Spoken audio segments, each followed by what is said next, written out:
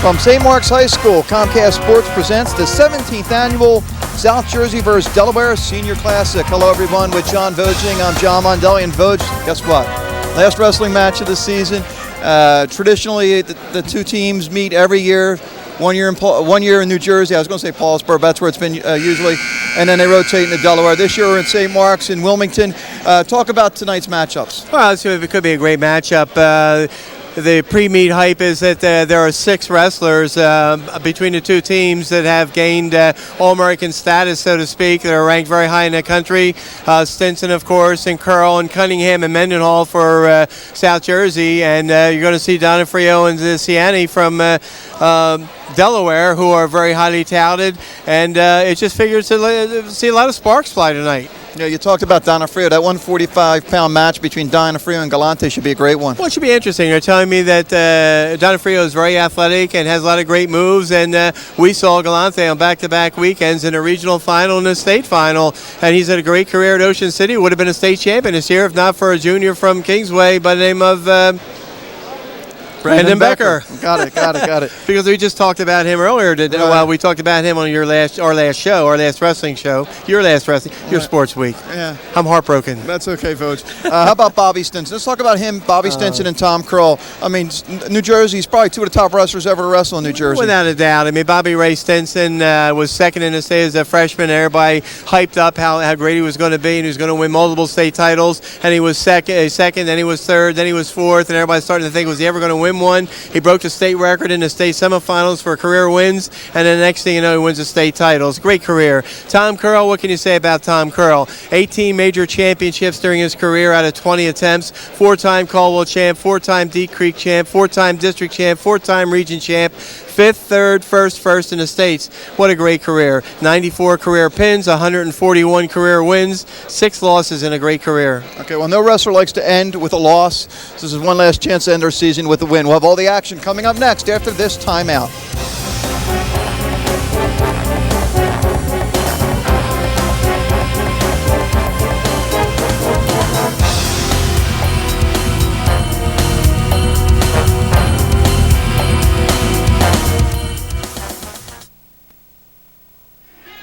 And welcome back to St. Mark's High School in Wilmington, Delaware. John Vogeding and John Mondelli for the Senior Classic, the Region 7 and 8 All-Stars from South Jersey going up against the Delaware All-Stars. And Vogue, we get ready at 103. Casey Silk from Mainland. We had a chance to see him in the Region 8 Finals a couple weeks ago. And he goes up against Ryan Groluski. From Howard High School. Right. He was 3rd in the state this year, and as you mentioned, Casey Silk, 29-3 this year, and he was 2nd in the region. We have, by the way, 2 officials from New Jersey and 2 officials from Delaware, as usual. Eric Love and Al Maloney are the 2 New Jersey officials. John V.A. and Vic Leonard from Delaware. And a nice crowd. Talk about the weight allowance, because obviously we don't expect these kids to weigh 103 pounds. Right, 103 pounds is actually 105 when they went into the state tournament. So it's 105 pounds is the basic weight, and they get a 7-pound allowance over that. So actually 112 pounds is what they can weigh. And Delaware finished up their state championships 2 weeks ago, and New Jersey, of course, just over this last weekend. So Delaware's had 2 weeks to heal from the bumps and bruises, and New Jersey's had about 48 hours. Delaware's had time to prepare, then they probably worked out for this match, huh? Well, they had a better turnout than normal. They have to open the competition up to every senior in the state of Delaware. Anybody who wants to participate in it can enroll for it. And then if they have more than one in a weight class, they have wrestle-off sort. So they've had kind of like a Team Delaware practice informally for the last couple of weeks. And in fact is the 152-pound opponent for Walt Hesser tonight wasn't decided until Sunday night just passed. There was a wrestle-off for that position. Hey, first thing I can tell you, though, is I don't like the 2 same uniforms going here. Well, you have to look at Team Delaware in the back of the 1 uniform, and there's no writing on the back of the Region 7-8 uniform. Stalemate is called by Eric Love, the official. By the way, Casey Silk is quite a golfer, John. Yeah, Mainland High School, and my understanding is he's going to go Division I to play golf. Well, right now he has the leg looking for the first points of the match. And fought off very well by Gralewski. Gralewski, as we mentioned, 25-1 this year, third in the state. His only loss as he spins behind. Doesn't have the takedown yet. Never got control. Similar to what we saw with Don Fish and Miloski in the state final. You can get behind like that, but you got to establish control and have complete control of your wrestler before you get to 2 points. Stalemate. We'll go back to the center. 42 seconds left. And that's the reason why, because Silk right away spun right out of it, and if you're giving 2 that fast, you're going to have to give 1 that fast. It's kind of unfair, so you wait until complete control is established. Casey Silk, 29-3 this year, 70 wins and 32 losses in his career. South Jersey being coached by Mike Cunningham, the father of Ryan Cunningham, and the chairman of the South Jersey Wrestling Hall of Fame organization, which benefits from this meet towards their scholarship fund. And Frankie Polio, West Deptford State champion in 1964. You got it. Frank told me to say 74, by the way. He wanted to be 10 years younger, but he was a state champion the same year as Gene Kane from Haddonfield. Gene Kane, a member of the South Jersey Wrestling Hall of Fame committee. We call him Digger because he owns a couple funeral homes in Haddonfield. There you go. The Delaware team, coached by Jason Bastianelli, a familiar name down in the Delaware ranks. He's the St. Mark's coach. Phil Manalokas is the assistant. He's from Tatnall High School. And L.A. Collier. I thought it was Larry Anderson from it. L.A. Collier from Tatnall, also an assistant coach. Well, second period underway. Still scoreless. Casey Silk starting the period on the bottom. And, of course, he had choice and took the bottom, right? Right, obviously. And we know the importance of that by now. Just in case there's an overtime. That's right. These are the wrestlers, for those who are thinking what might be because they're out of New Jersey. There's National Federation rules that apply to all scholastic wrestling meets in the United States. And the rules in Delaware are exactly the same as the rules in New Jersey.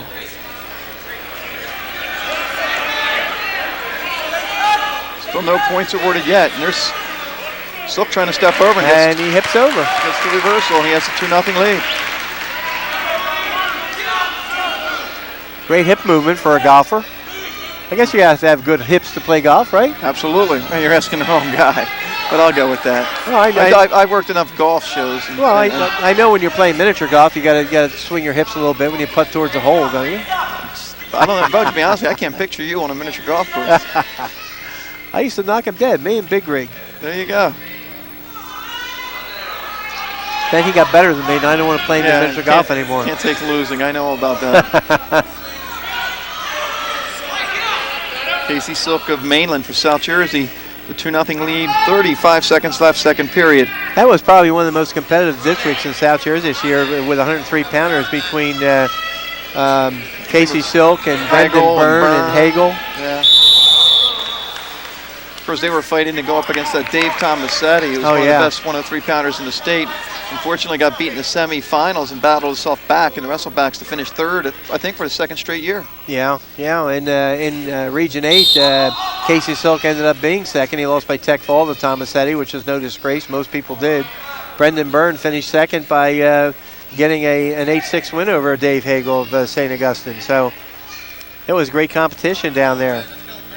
So it was Dave Tomasetti from District 30 against, see a stalling warning on the bottom, against District 32. And the period's going to end with Silk holding on to a 2-0 lead.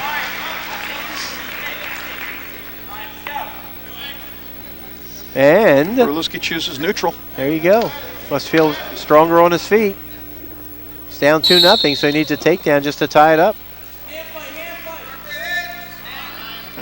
This has been a great series, by the way, over the years, John. I know you were looking at some of the names earlier in the program, and we've been kind of compiling that over the years. And Delaware was very interested in getting that because it brings back a lot of memories for both states. But you'll see some guys who are actually coaching now. I think Dean Duca wrestled in this, and Chuck Klaus, the Haddonfield coach, wrestled in it. I think Joe Hollywood might have wrestled in it.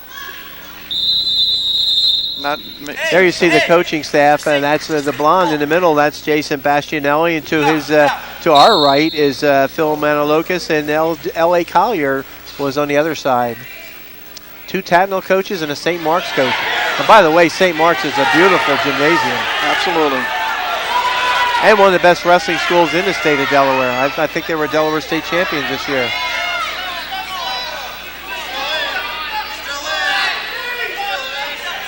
Wilski trying to get the takedown. He's going to run out of room. We go back to the center. You know, I walked in his gym. I saw the green and the gold. Yeah. Nicknamed the Spartans. What'd you think of right away? Brought back memories, because I'll tell you, taking that ride down 295, I passed exit 4 home to St. James, or formerly St. James. I think it's a regional grammar school now. Brought back old memories, huh? Absolutely. There you see the time running rapidly away from Galuski. He needs something in a hurry here to try and force overtime, which we're not rooting for tonight. No. I'll be honest with you. Falls would be nice. Yes, quick ones. Still trying to push the head down, spin around, and get another takedown. Well, we've seen some great wrestling this year. We really have. Some great dual meets, some great teams. Casey Silk. Free up the leg. He's going to get the takedown. And he got it. There he goes. Going to lock up a win for him. 4-0 lead with 13 seconds. Trying for some back points. Got a cradle. And he's going to get back points. Mike at 6. Oh, my brother. Oh, my. See if he can bring him down. Oh, he's got a rocking he back. Got it with oh, 2 seconds brother. Left. 2.1 seconds left. Oh, my. So we'll call it 5:58. A pin by Casey Silk, the golfer. Not really. Yeah, I guess you do. 6-0. I'll tell you, Boch, I would imagine, though, 103 is the toughest weight to fill in this, because it's tough to find a lot of seniors 103 pounds. It is, and there's an agreement between the two sides. It's a scholarship fundraiser for both Delaware and South Jersey, and the agreement is that if both sides don't have a 3-pounder, there is no forfeit. They just skip that weight class and go to the next one. Start at 112, and in that case, there's 3 wild cards, and 2 go to the home team, 1 to the visiting team. Okay. 112 pounds here, we have Stephen Thompson, or Stefan Thompson of Winslow Township, 27-6, and Bobby Shaw from St. Mark's, a 4-time academic all-star Voge. Wow. And a state champion this year at 119 pounds. And a 3-time state runner-up and a 1999 Beast of the East champion. So he's a pretty talented wrestler. And of course, Stefan Thompson is 27-6 this year, as you mentioned, 66-33 in his career. First in District 30, third in Region 8. And that was the first time he had ever gotten that far. And he's in a little bit of trouble Big early. trouble. Oh, my. Big takedown for Shaw. And back points. Quick 5-0 lead. We might get a reversal here. We do. It's now 5-2. Look at Shaw, man. You talk about kids that are composed and been through the wars. Looks like he's been through the wars. Yes, he has.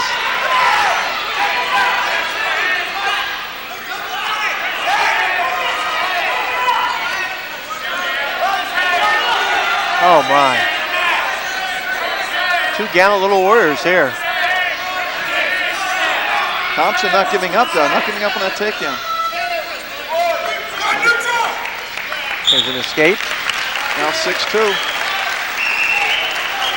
And of course, you mentioned the credentials of Bobby Shaw, not only a 4-time academic all-state team, but a 119-pound state champion, 3-time state runner-up. Those are gaudy credentials to throw up against Thompson, who doesn't have nearly that experience.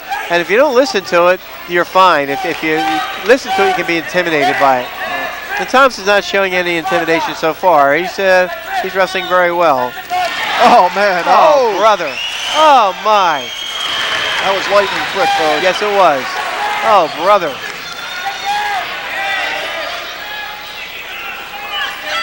Shaw again gets a 2 and 3, right?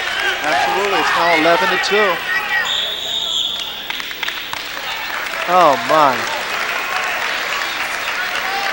That's Vic Leonard, the referee for Delaware. Al Maloney is the assistant from New Jersey. Oh, my. Shaw putting on quite a show there with that last takedown and near fall.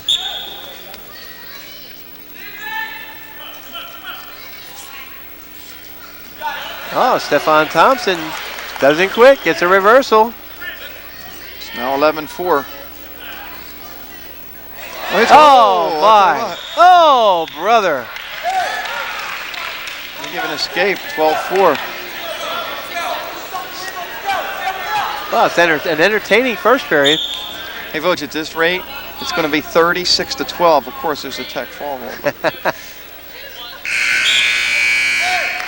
There you got the first period, 12-4, favor of Delaware.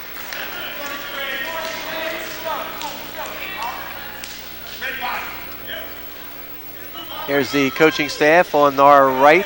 As you look at the camera is Mike Cunningham, and to his side, Frankie Polio, former West Deptford State champ. Mike Cunningham, by the way, quite a wrestler in his day up at Washington High School, which today is Warren Hills Regional up in North Jersey. And then his son's not a bad wrestler either, huh? No, his son is a two-time state champion, one-time state runner-up. But Mike Cunningham left Washington after his junior year and enrolled at Wyoming Seminary, a prep school in Pennsylvania, and was a nationally ranked prep school wrestler. Was the head coach at one time at Triton High School. Still teaches there today, but he no longer coaches. When his son started getting into wrestling and growing up, he left active coaching, helped coach them in the youth ranks, and has followed their careers. Has another one who was a freshman at Cherry Hill West this year, Tommy. 12-4 lead. Shaw looking for some back points.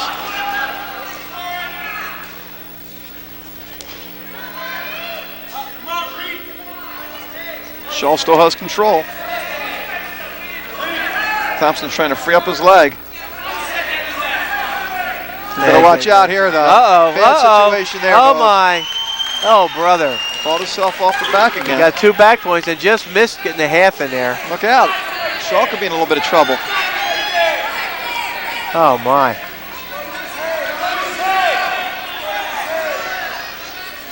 Well, guess that's why he's a 4-time academic All-State. Oh, my. 41 seconds left in period number 2. We are tied at 6. Brother. That's why he's an academic All-Stater. We'll take a break. We'll be back with more after this timeout.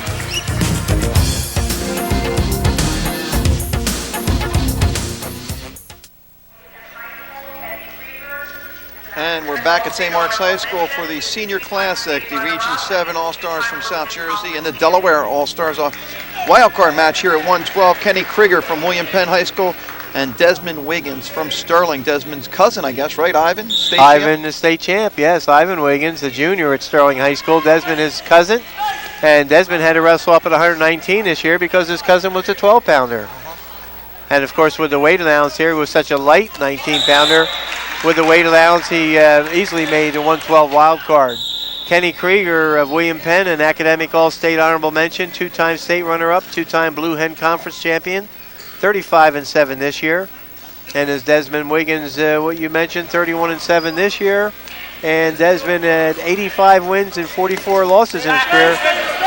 3 times he was second in District 28, and he was third in Region 7 this year.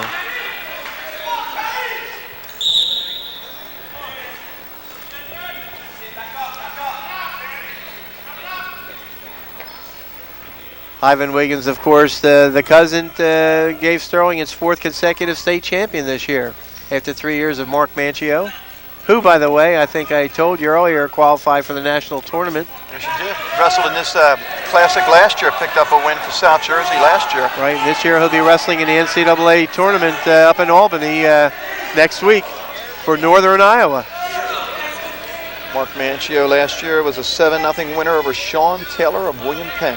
By the way, Rob Becker, formerly of Clearview, whose brother Brandon just won a state title. Rob Becker will be wrestling for George Mason in the national tournament. He finished 2nd in the CAA, Colonial Athletic Association. Krieger in, deep. Has Wiggins in a little bit of trouble.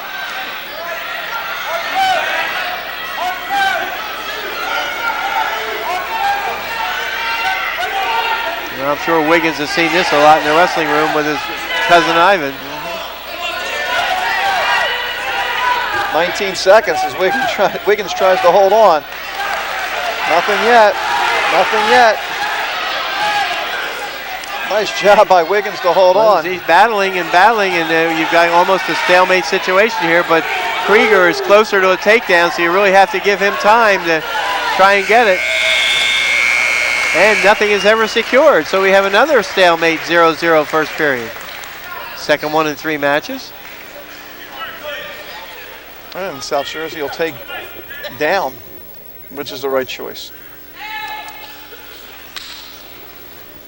Of course, this All-Star Classic bodes well for South Jersey next year with so many great underclassmen coming back, Voj. Oh, without doubt. In Region 8 alone this year, there were 10 underclassmen that were Region 8 champions. There were only 4 senior champions in Region 8. I think of the 10, I think 9 of them were juniors because Ryan Goodman of Absegami is a sophomore. Right. But 9 juniors coming back just out of Region 8 alone.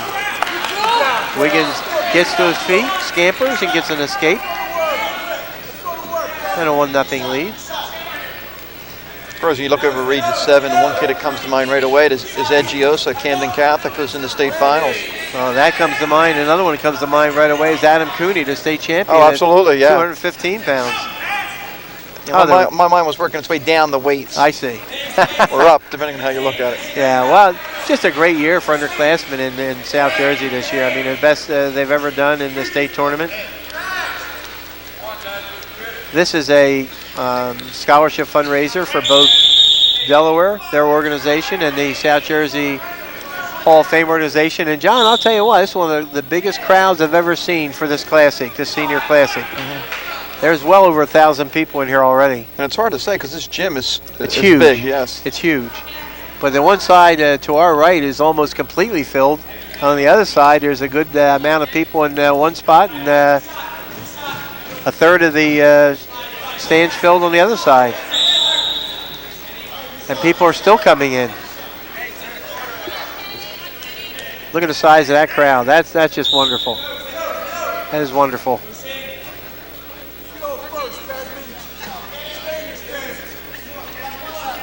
Well, Wiggins with the escape, the only point to this match. We only have 20 seconds left in the second. He leads 1-0. Yeah, and then he's going to have his hands full in the third because Krieger has got nice size to him, which means he's going to be tough to hold down.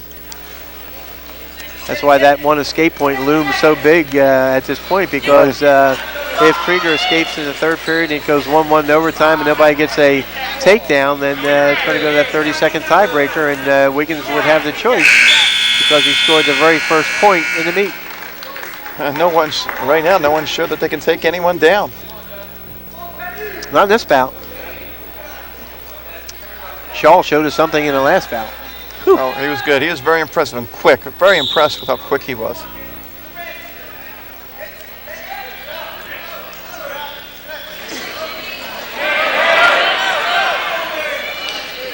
So Wiggins using a trip to get his man down. Now he's going to have his hands full trying to keep him down. While working for some back points. Yeah, wrestlers are taught, you can't ride parallel, so they're trying to teach them to break the table down, break the man down, get him flat, and then start working from there. And once the man stands up, you've got to make an attempt to get him down. If you don't, you're going to be called for stalling. Oh, my. Look at that roll through for a tilt. Oh, brother. Good move by Desmond Wiggins. That was big, Voj. Looked like Ryan O'Hara. Big 3 points, 4-0 lead. Wow. Little breathing room for Wiggins. That was one of O'Hara's favorite moves this year, was to get that arm bar lock up and roll through and get the tilt. Now you have some breathing room. Oh my. Wiggins is battling. His strength might be on top. 84 career wins. I mean, he's been through a lot of wars. And of course, being in the wrestling room with Manchio for the last 3 years prior to this year, and with his cousin Ivan, the state champion, he's had a lot of workout partners that got a lot of good moves. Some of it's rubbed off. 30 seconds. Getting to Merkel.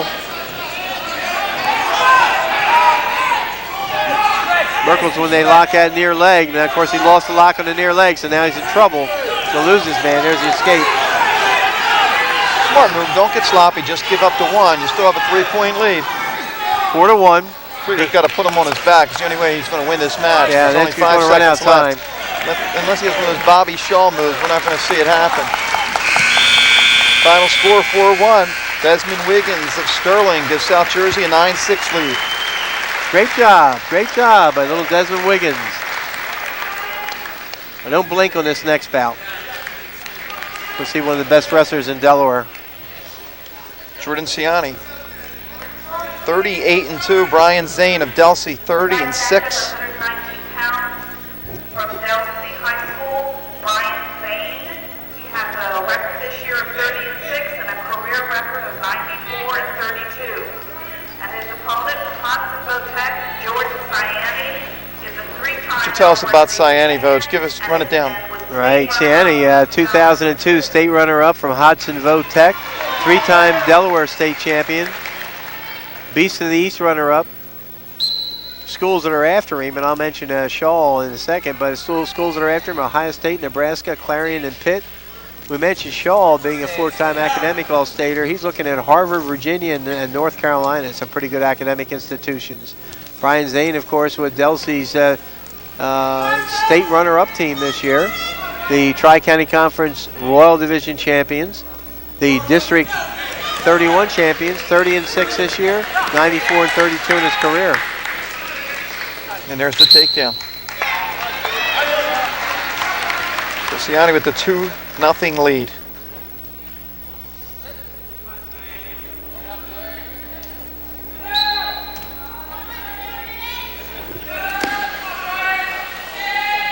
Ed John VA, the official on the mat, assisted by Eric Love. You see the escape.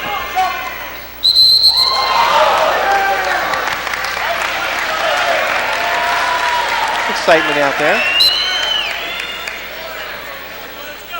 Of course, we got to remember that one of Brian Zane's workout partners this year was that Donnie Fish, the state champ. Fish winning that title at 135. And people will remember Zane, as you see another takedown by Ciani. People remember Zane wrestling at 125 pounds this year, and again, he was a light 25-pounder, which enabled him to be able to make the weight allowance for this match. 119 was the basic weight with the state weight of 121, then 7 pounds, 128 was the maximum. He wrestled 25 for Delsey, so he was right around that weight class. You see another escape. It's now 4-2.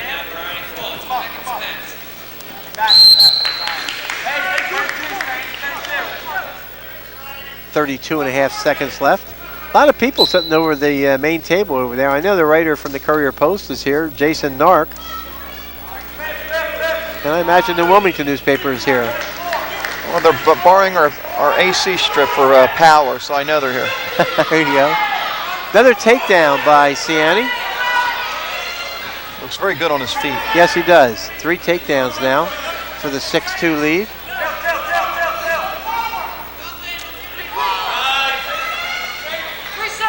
That's the way the first period's going to run.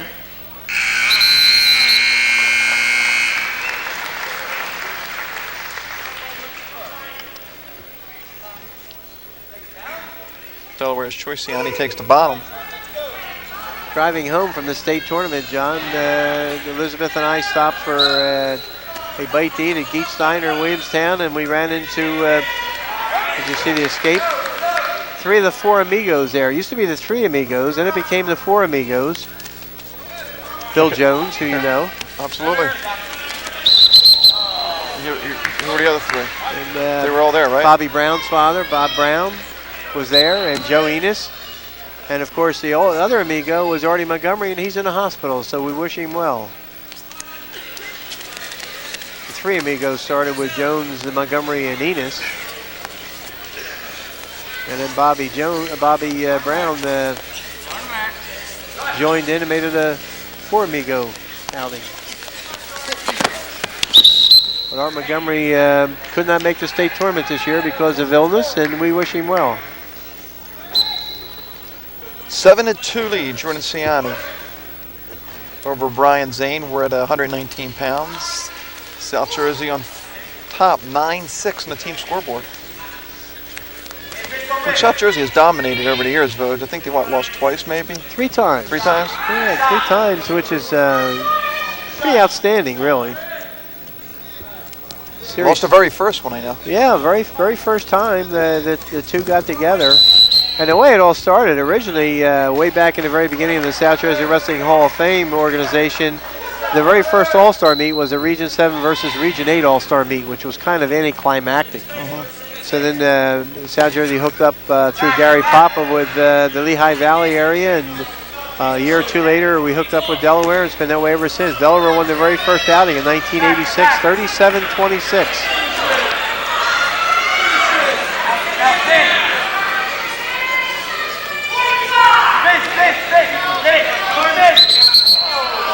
Delaware has only won 2 times since then. 1992, they won by 2 points, 34-32. And then again, they won in 1997, 38-27. So 3 times Delaware has won. Region 7 and 8 have won the other matches. This is the 17th year. So they'd be 13-3. Coming in, yeah. 7-2 lead. We're going to run out of time here in the period. Don't stop, don't stop. And we go to period number 3. Jordan Ciani coming in as a 3-time state champion. He leads 7-2.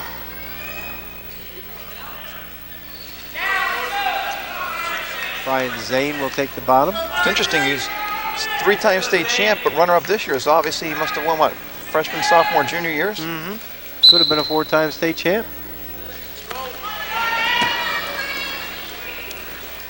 We'll see one of those later in Donofrio, 45.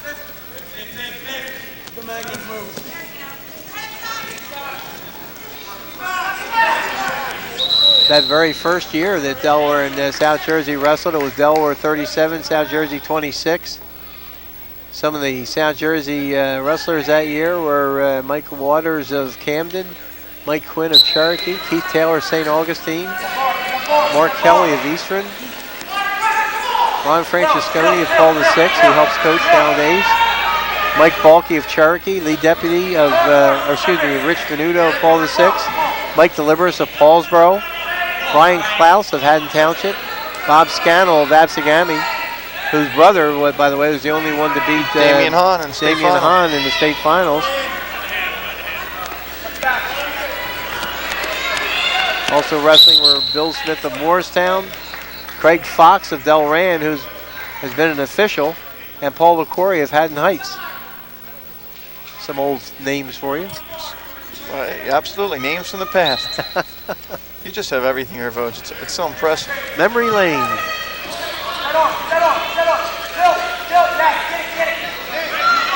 Very methodical match by Ciani. Yeah, 1 minute left. After an early flurry, we haven't seen many points. Now Ciani's got Zane in trouble now. He got that half stuck in there pretty deep. Oh, brother. Oh, my. Zane may not be able to survive this, John. Oh, he's coming out. He's bridging. Look at that bridge. Oh, brother. Oh, my. Yeah, they still got to fight off his back. And 30 seconds. He's still in trouble, Still though. fighting. Nice job. Great job by Zane. Great job. He can manage to escape in the next 10 seconds or 15 seconds. He can save his team a point. Yeah, it's 10-2 right now. Major decision territory. Oh, brother.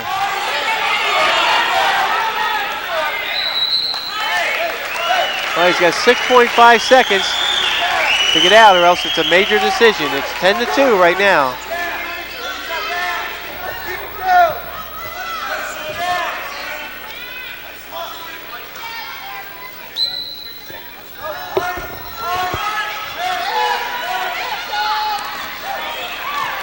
And that'll do it. Final score, 10-2.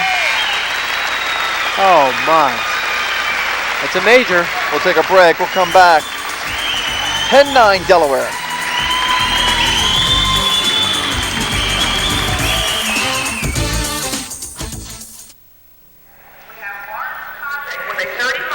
Welcome back to St. Mark's High School. Boja, Stan Ritter give you that $3 for the bridge. Did I get $3 in bridge from the director? Oh, brother. Our director doesn't even know we're in another state. Well, you know what happened? I think he went, 95 up and around Pennsylvania and back in.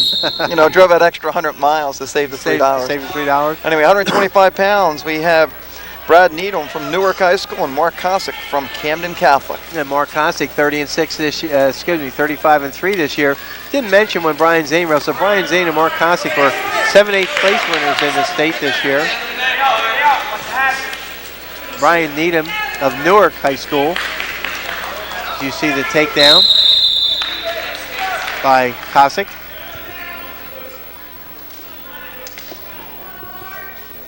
Honorable mention academic All-State for Brian Needham. Top 8 in the states this year, 4th in the states last year.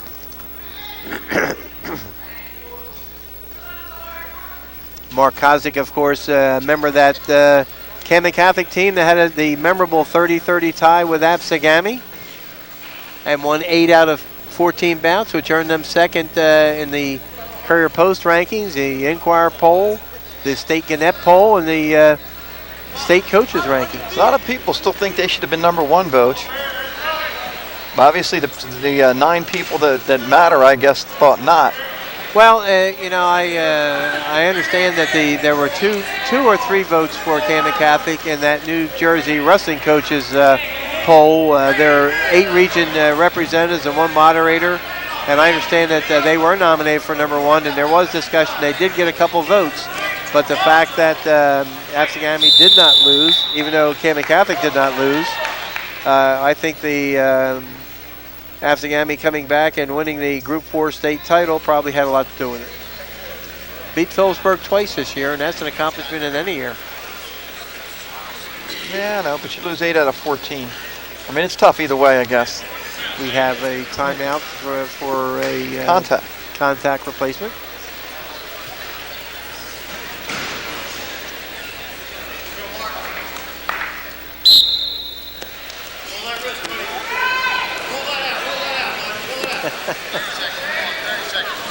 Thank God I don't have to wear contacts. I'll tell you what, I'd be a blind man by now. I went with that laser surgery, Vogue. Best thing I ever did. Trying to stick that thing in my eye and poke my eye out.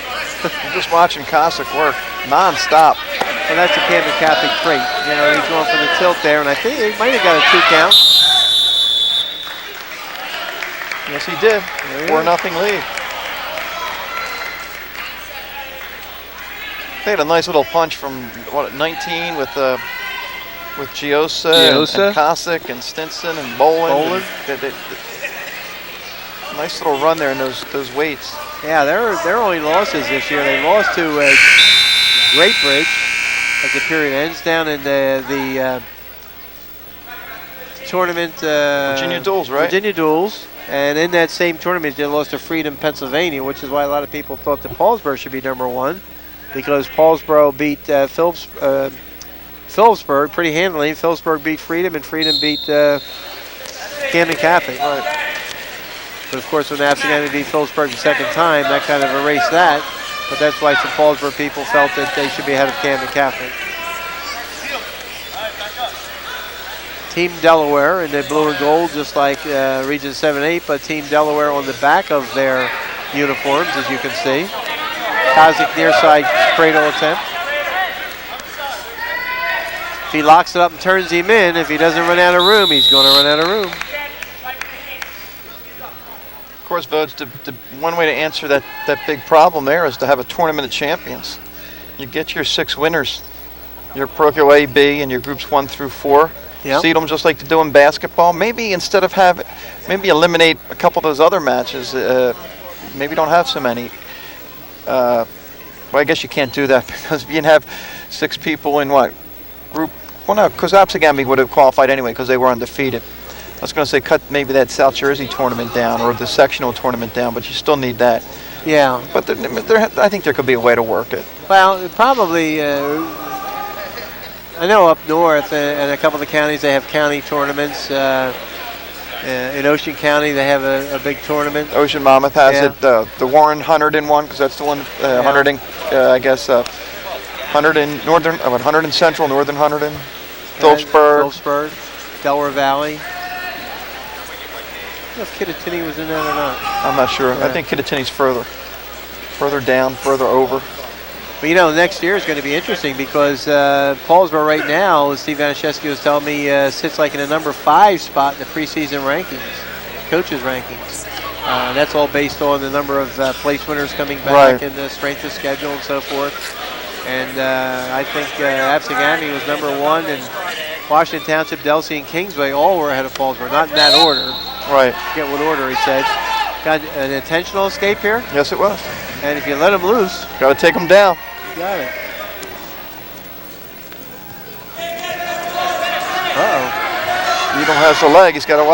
Kosic's got to watch out. Well, and he fights it off. Kosic did the right thing there. He grabbed that ankle when Needham got in. As a former state champion from New Jersey, Joe Hollywood, the coach at Deptford, will see one of his wrestlers, Alexis Aquino, a little bit later on at 171. And one of the truly fine gentleman coaches too, John. I know we did a Deptford match this year, a Deptford-Shalleck match. And you see the spin behind takedown. 6-1 lead for Kosic. And he was just a complete gentleman.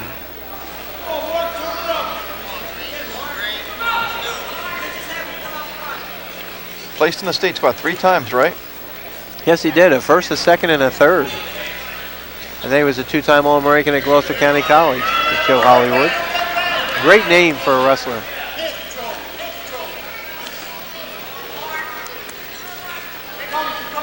Inducted into the South Jersey Wrestling Hall of Fame last year.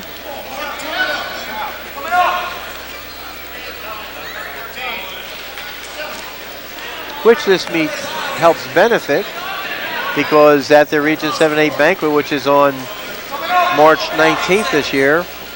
Really? Is it? I thought it was always the first Saturday in November. No. The banquet. The banquet. Okay. Yeah, of the Region 7-8.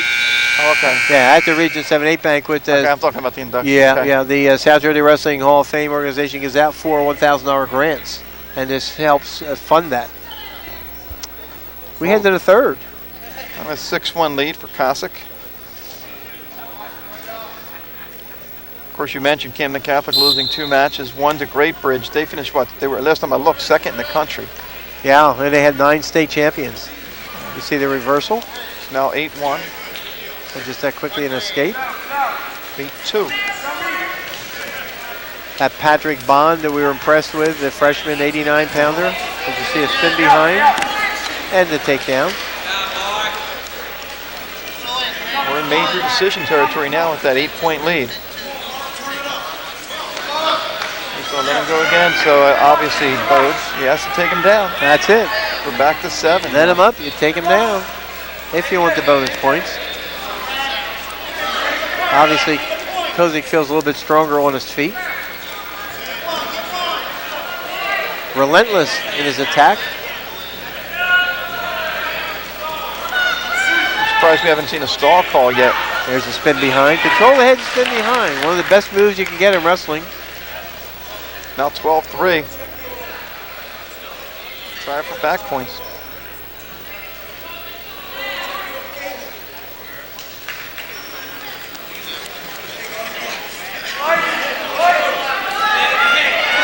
Oh, brother.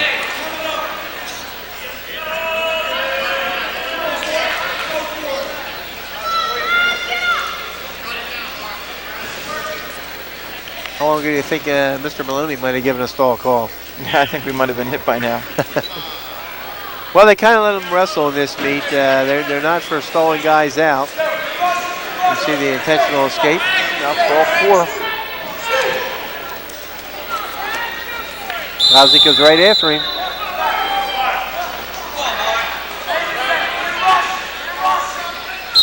Need him to say, now wait a minute, this is a fun thing, isn't it? Yeah. This guy's getting serious out here with all these takedowns.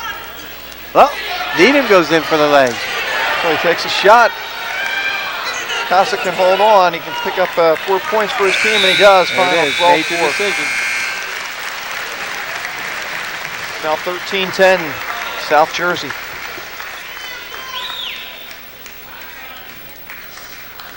Of course, our scorekeeper in this meet is Dean Sizemore, also a member of the South Jersey Wrestling Hall of Fame Executive Committee, being assisted by Joe Henry.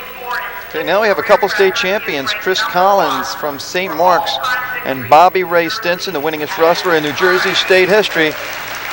38-0 this year, 144-6 in his career.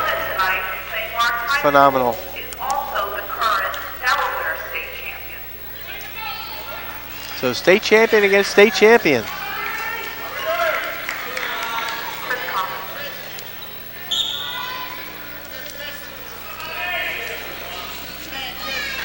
Of course, the last time we saw Bobby Ray Stinson wrestle was in that state final, and his opponent towered over him. Yeah, Anderson, what, 6 foot tall? 6'1", 6'2". Yeah. Of course, Stinson about 5'3", but he just was a relentless attacker on the legs.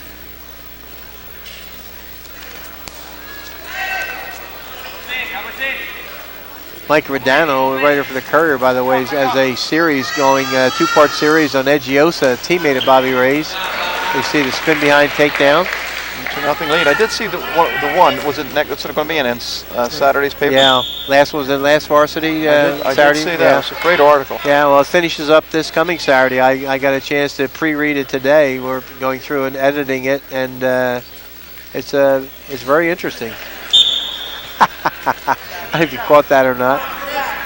No, I missed that one.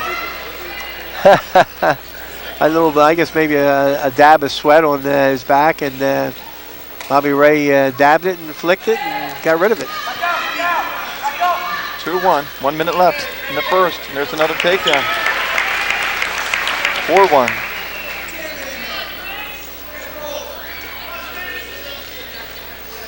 Yeah, it was interesting. It talks about the almost like the agony of defeat, you know, as with Stinson winning a state title after Josa had lost in the state finals, and the tears of a wrestler, the emotion, as you see another escape.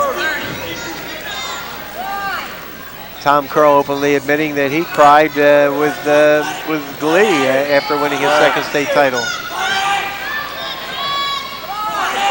Eggiosa, of course, for a year had been stalking that. Yep.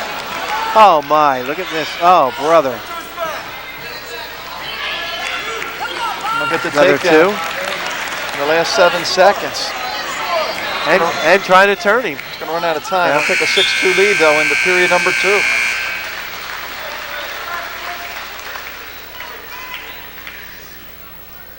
Of course, Stinson back to his natural hair color now, I guess. Yeah, it threw me off for a minute there. I was trying to figure out who is that that wrestler? was. He's a blonde on Sunday, wasn't he? Mm-hmm. It's like that Booth family that went to Camden Catholic. Had blonde hair from the States. Second state champion in the history of Camden Catholic. Did you see the 1-point escape? It's now 6-3. Stinson's the first of 3 state champs from New Jersey we're going to see tonight. See Ryan Cunningham at 160, Tom Curl, heavyweight. There's a couple guys. We see at 140, Mark Cartella, 45, Joe Galante, and 215, Mike Mendenhall. They all finished second.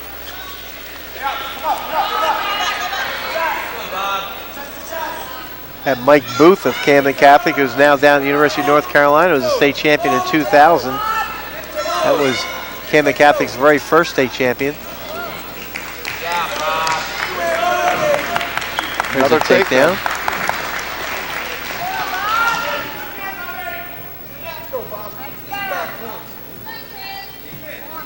Eight to 3. We get a chance to talk about on the air today. Earlier, when we, I should say Tuesday, when we did our wrestling show, Sports Week. Your half-hour show that should have been an hour for the season finale. Yeah, High School Sports Report, I think, is the new name. But Sports Report. I keep getting it wrong, don't I? It's been that way for about 4 years now. Sorry about that. Hey, that's okay. But anyway, we were looking at the state place winners this year, and I was showing you a statistic that Paulsboro, since the state tournament started in 1934, has had 143 state place winners over the years. And next closest, Absegami moved into a tie for second this year with their 2 state champions. They now have 39 state place winners, and Vineland also has 39. Right, and that's just from South Jersey, obviously. Just from South Jersey. That's pretty impressive, though. Yeah, Paulsboro 21 state champions. Curl became the 21st. Next best is the 8 from Absegami, I believe. Kingsway, of course, as you mentioned earlier, was their first state champion.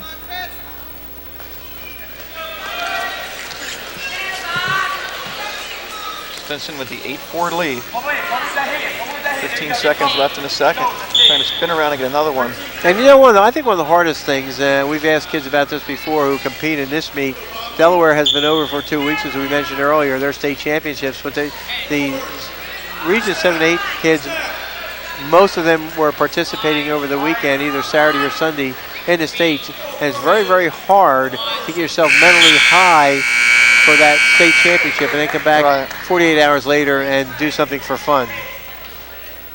But that's how we tell them to keep it in that perspective, to have it stay a little bit of fun. Yeah, but they're competitors. I mean, well, they are. Once you're out on that mat and that whistle blows. They're warriors.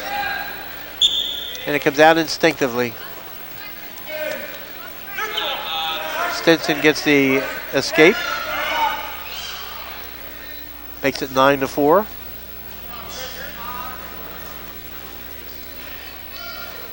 He wrestled right out of his headgear.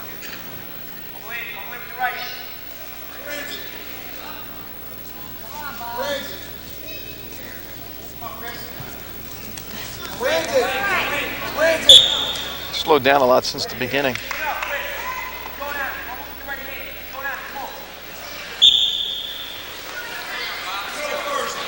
I say the sense of urgency is a little bit different. Plus, they have that allowance too. You know, they were lean on Saturday and Sunday, and obviously, after all that pressure, you want them to relax a little bit. So there is a weight allowance of 7 pounds. Yeah, 'cause I'm sure you're not the only one that stopped for something to eat after the matches, huh? Absolutely not. It's interesting when you read the second part of the Giosa story that'll be in Saturday's Courier Post. It talks about the the difficulty of making weight that last weekend of the year. So, you know, when wrestlers are cutting, when you get down to the end, he said like the one night he couldn't sleep. Oh my, look at that. Oh, brother. Oh my. Stinson can just sit there rest of the period if he wants. Now he goes into the headlock. Oh, brother. Oh my. Oh, brother. There's the the fall. 19-10, South Jersey. Wow.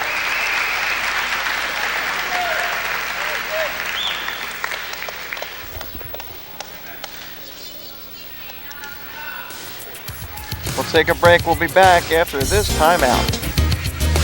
Now wrestling at 135 pounds.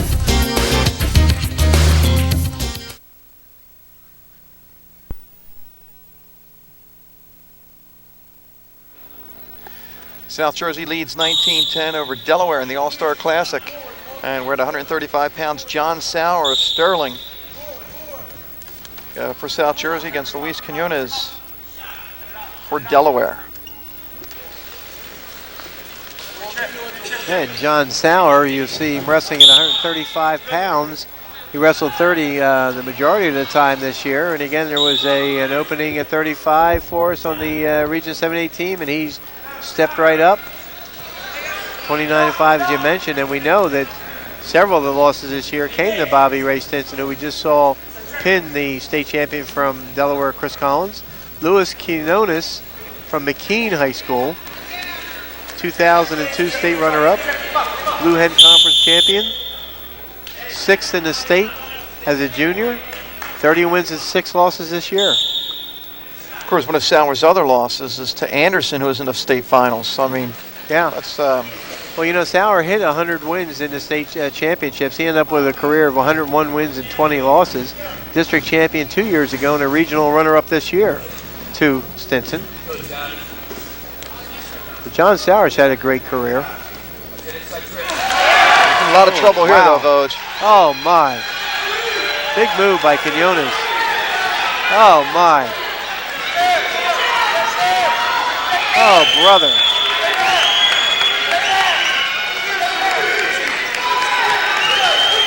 Sauer just keeping that left side blade up just enough to, but he's in deep trouble if Quinones gets that near blade down. Oh my. If he gets that near blade down, I think you'd call that a pin. Yes. I'd say that's trouble. Oh my. Got to hold out for another 5-7 seconds. Oh brother.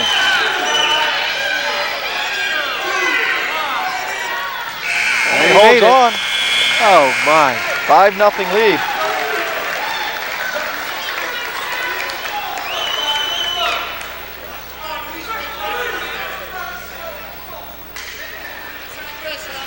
That move and the move by Shaw are two of the quickest moves I've seen all year.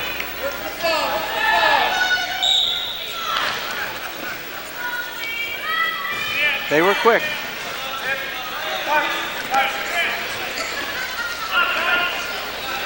Sauer starts the second on the bottom.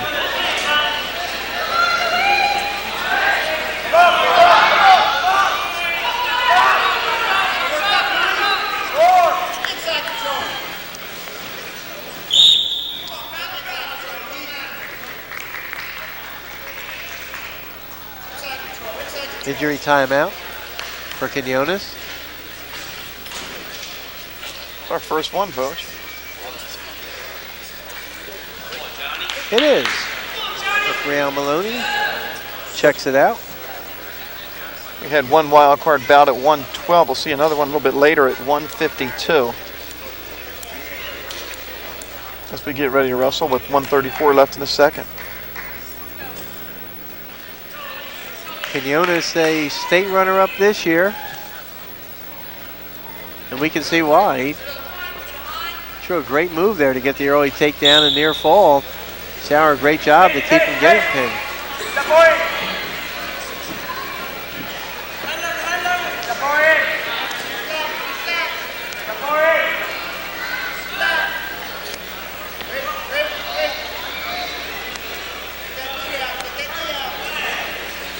Coaches got together before the meet, John, and discussed whether they should pull the starting weight class out of a hat. But I'm kind of happy to see it this conventional way because I've always been in favor of going 103 to heavyweight.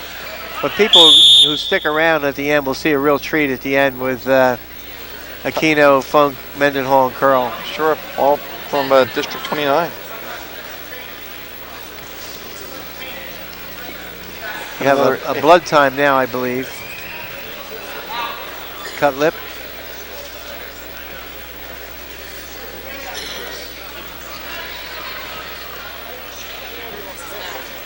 Little mat cleanup going on. Yeah, by the head coach, Jason Bastianelli of The trainer, please report to the mat. St. Mark's, doing a little cleanup. Gary McGurn also in the picture there, who is the assistant coach at Collingswood High School. He's sitting next to Mike Cunningham. Gary McGurn's sons wrestled at Collingswood. His oldest son is up at Cornell now as a freshman. Saw some wrestling time up there at about 30 matches this year.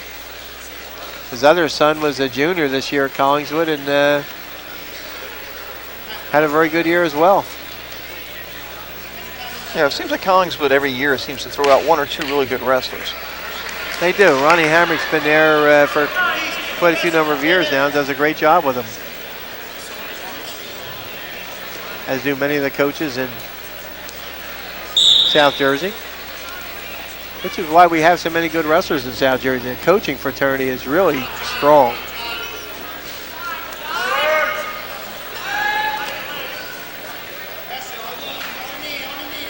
Greg Sawyer, who has been on more than one rumor list as the next coach at Delsey, because we all know that Steve Isles was the athletic director and is now an interim head coach. Big rumor has it that they were kind of hoping, they being the Delsey contingent, hoping that Greg Sawyer, who is now at Ryder, he was at Seton Hall. Seton Hall dropped wrestling, and he's a junior at Ryder this year. Qualified for the Nationals, by the way. Former Delsey product. State runner-up. State runner-up. many people hoping he comes back and becomes a head coach, which is what Curl wants to do someday. You see, again, a nice shot of the crowd here. This place seats probably around 2,000, according to the people I had talked to. Stands go up very high on both sides, equal on both sides. It's a huge gym. Yeah, nice crowd, especially on a weeknight. Tuesday night. I need a lot of people coming from Jersey. Saw quite a few friendly faces. Of course, I guess depending where you're coming from, not that bad of a ride. Now, once you clear the bridge, the Memorial Bridge, it's only about 10.8 miles to this building. How do I know that? You probably clocked it. You got to put that gas in for the Comcast and get that reimbursement. What's it, like 35 cents a gallon now? Wait, is that what we get, 35 cents a mile? I'm not trying to mean 35 cents a mile. Yeah, I'm not even sure that what it is now. It's over 30 cents. Well, anyway, one of the promoters here actually drove it for us and emailed me with specific instructions right down to the 10th of a mile in the traffic lights. Easy to get to. There's the escape. It's now 5-1. Sauer going right after him.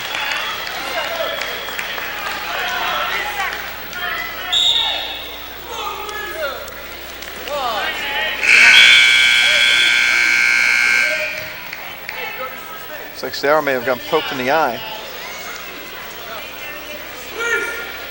Sauer trails 5-1 as we get ready to start the third.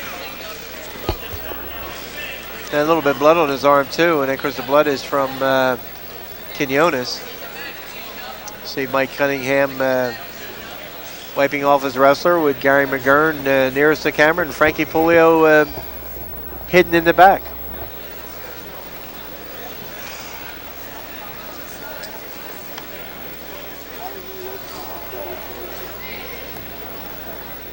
This Gary McGurn is one of the assistants there, and I guess he's keeping an eye on Mike Cunningham to make sure he wipes off the blood properly. What do you think? You told me? I'm telling you.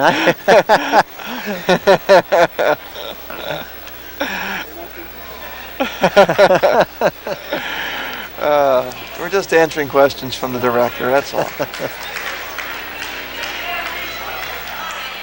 Well, it's neat to hear that soft voice in the background. It's kind of like a comforting voice. Did you ever get root canal? You know what I mean? You're not going to compare it to that. No. Oh, that's the third period, 5-1 lead for Quinones over John Sauer of Sterling. They start neutral this period. Who was it in the Peanuts, Linus with the security blanket? Oh, nice spin behind by Quinones.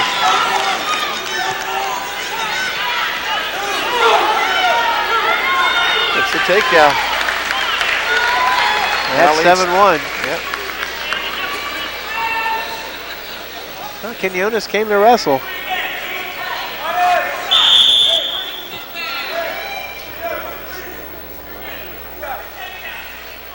Now he's going to cut him loose. I was just going to ask, what do you think of just cutting him loose after getting a couple takedowns? And he did. I think he's going to try and build up some points, try and take him down, let him go again, pick up a major.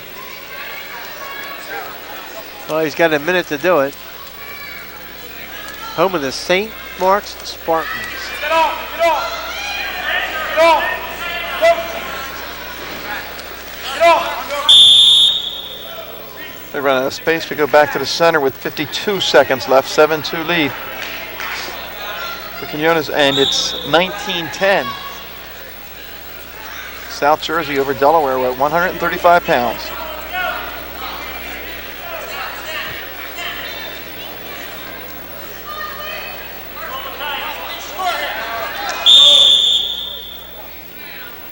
Here's an interesting fact I found by looking back through the book.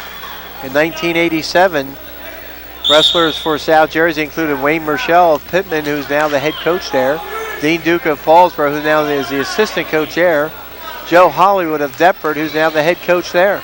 The interesting thing there is, Vogue, they all won. And Rich Scarpa, who's the head coach of Vineland now. And he won. Sauer gets the takedown. There you go. 7-4.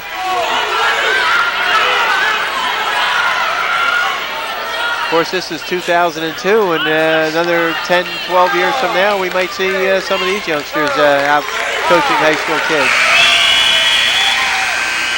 Final score 7-4. It's now 19-13. South Jersey's lead now cut to 6. I know we talked with Tom Curl after the state tournament this year. One of the decisions he made in going to Buffalo was that he'd like to go there, come back home, and someday coach at Paulsboro. And it may happen. 140 pounds, Joe Ferreira of St. Mark's, a two-time state champion and a state runner-up, 40-7 this year. Mark Cartella, 29-4, a 2002 state runner-up. Lost in the finals to Antonio Mangione, 5-1 from Del Barton. Cartel, 95 wins in his career, 95-19, a three-time District 29 runner-up and one-time champion. Finished second and third in Region 8 championship competition. This year, as you mentioned, second in the state. He had the unfortunate the unfortunate task of going against that Mangione, who was on a mission. I mean, Mangione had high hopes after his freshman year. He was in the finals and lost a close match to Mark Manchio. And then last year he lost in the semifinals and then was pinned by Brandon Becker in the match for third and fourth place. And then this year just on a mission and winning his state title. Yeah. And Cartella, of course, in the same district in the same region as Karos Cooper, the two-time region champion for Paulsboro, who transferred to Pittman this year and won a regional championship for Pittman. So a couple, some quality losses there, twice to Cooper and then in the state finals to Mangione.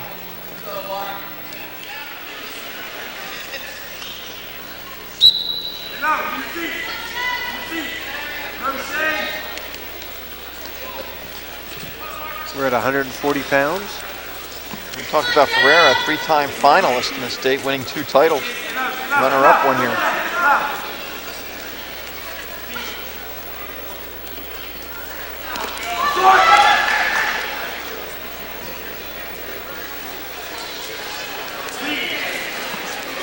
Looking at a couple of colleges, including Clarion and Ryder, to go wrestling at next year. And of course, we have two guys on the South Jersey Region 7-8 team that are going to be enrolled at Ryder next year. And Stinson and Cunningham. Stinson and Cunningham.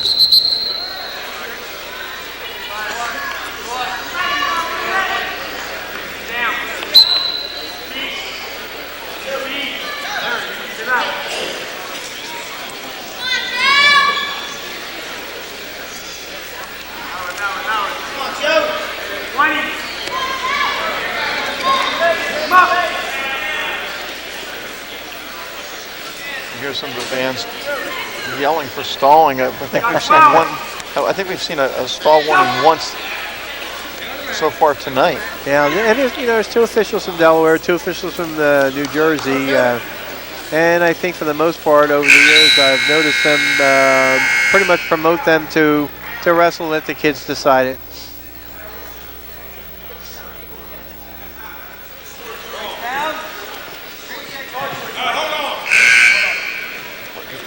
Trying to figure out whose choice this is. It's Delaware's, and obviously they're going to take bottom. Yeah, I certainly would with a 0-0 score.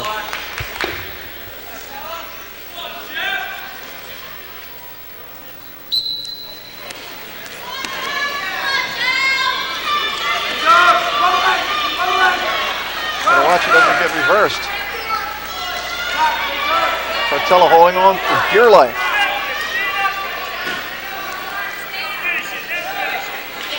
Got to lift that leg high. Oh, nice spin and kick out by Herrera. Gets the single point for the escape. It's now 1-0.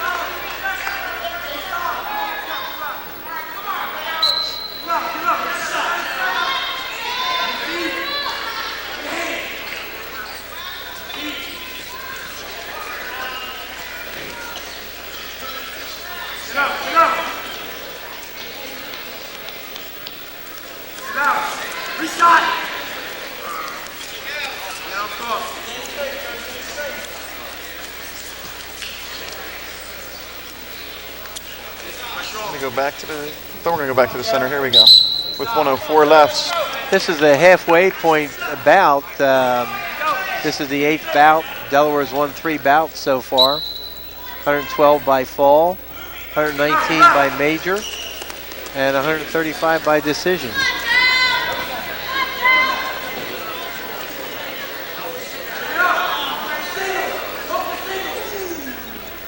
Two other wrestlers on that 1987 team, John, were Doug Arena from Paul VI, who had that memorable heavyweight match you remember with Absolutely, against Paul Crow's Darren Dubzanski. That decided #1 in South Jersey that year. Dubzanski had to get an escape in the closing seconds just to cut it from a major to a regular decision, which gave Paulsboro a 1-point win. Mike Seymour also on that team that wrestled here, and Mike Seymour, I believe, is coaching over at Conestoga now.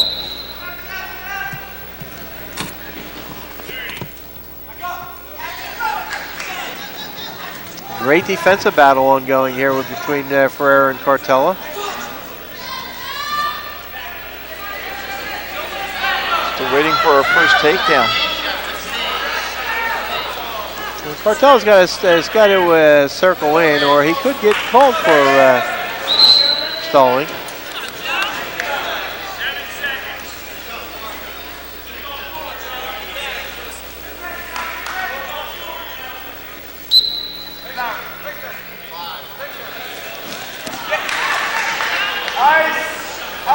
We're going to go to the third period. Ferreira leads Cartella 1-0. A defensive struggle.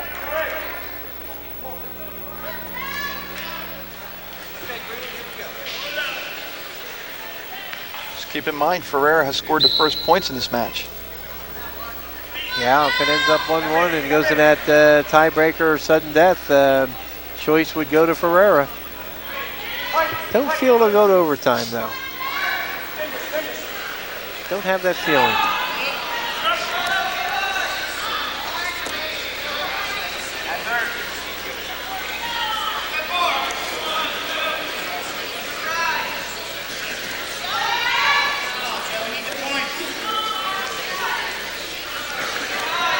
I guess there's no chance of continuing the sports report through the springtime and well, there is a chance. Talk off-season wrestling. Oh, off-season wrestling, yeah.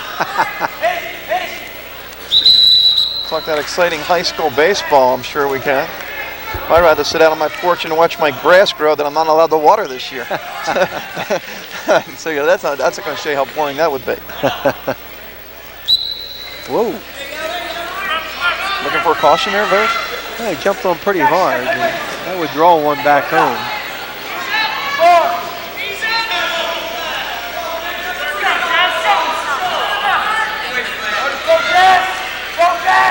Martell's got to try and get up or he's going to get hit for a warning. Well, people are yelling to Vic Leonard, who's the official on the mat.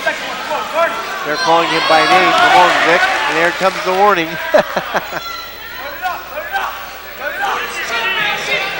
40 seconds left. Maybe Cartell is saving it for one last burst.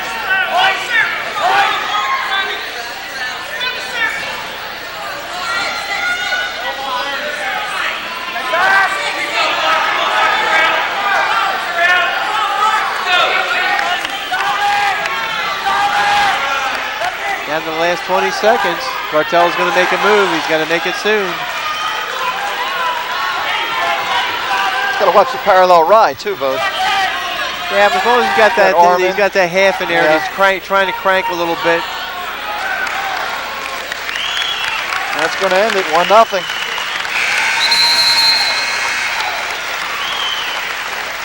And that's 2 wins in a row for Delaware. We'll take a break. We'll be back with more wrestling from Wilmington, Delaware after this timeout.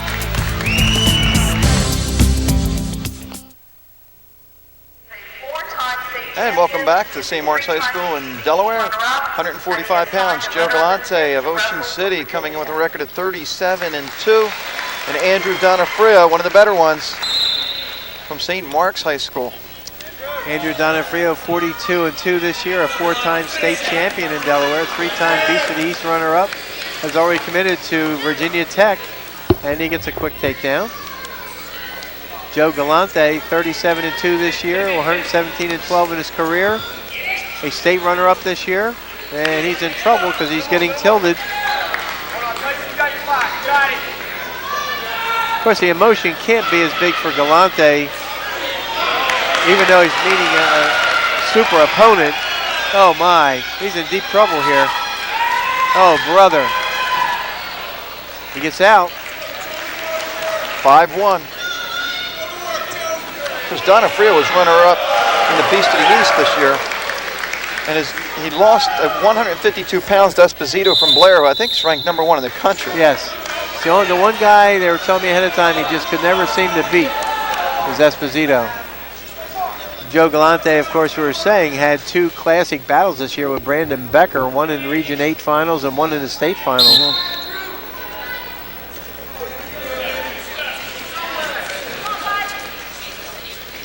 It's now 7-2.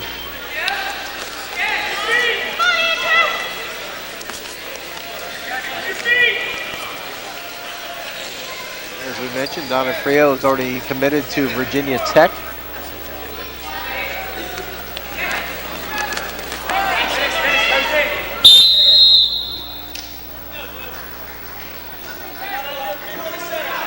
South Jersey leads 19-16, so if Donofrio can pick up a big win, he can put his team in front.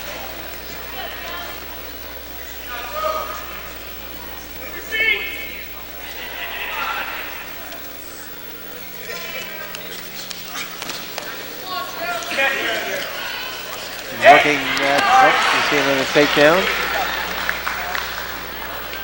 And a 9-2 lead. Looking at the 1988 meet between the two. Well, we got a back count coming. Let's see what happens here. Got at least 2, I think.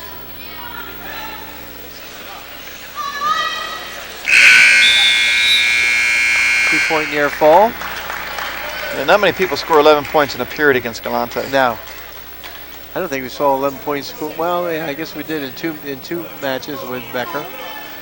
But on that 1988 team that wrestled was Mark White, now a patrolman and policeman in West Deptford. Greg Casamento, who was recently inducted into the Wrestling Hall of Fame, and that's Sam Laspada from Glassboro.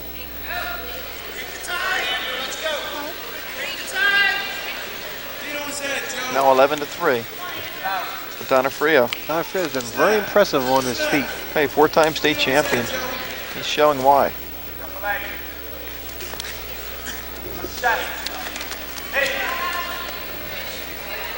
Galante's father I saw here earlier tonight. I think he's in the front row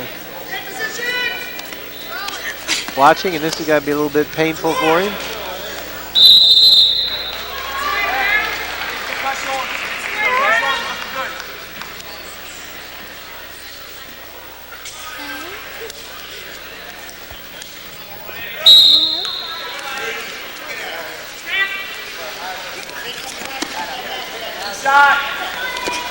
Oh my. Trying to headlock. You don't do that against a 4-time state champ, right? It's tough. 13-3. Galante, a 4-time District 32 finalist, 3-time champion in District 32, twice a Region 8 runner-up, and as we mentioned, 2nd in the state this year. But Donofrio is quite an accomplished wrestler. You see another escape. 13-4. At this point, Galante might think he has nothing to lose, though, you know? No, almost. They're going to whisper, going to take down, then he gets caught in a cradle. Oh, my. Oh, brother. He's pinned. Oh, brother. Standing cradle. 22-19. 3-time Beast to the East runner-up, 4-time state champion. You see why, Andrew Donofrio. Great match by Donofrio. He did a great job. I mean, I'm very impressed. Donofrio and Shaw, especially for Delaware. That's 3 consecutive wins for Delaware. They have the lead. 152. Jordan Hicks of Eastern. He's 36-2. 4th in the States this past year. 110 career wins. He's going up against Dustin Creighton from William Penn High School, who is 34-7. Dustin Creighton of William Penn, a state runner-up in 2002, a sixth placer in 2001. Jordan Hicks, as you had mentioned, fourth in the state this year, 110 wins in his career.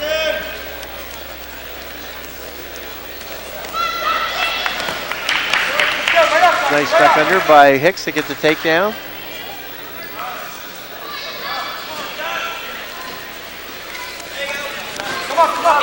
Delaware's coming into South Jersey's strength coming up here, John. After Hicks, we have a wild card. Then we finish up with Cunningham, Aquino, Funk, Mendenhall, and Curl. Yeah. That's pretty tough to beat. Let's see what happens.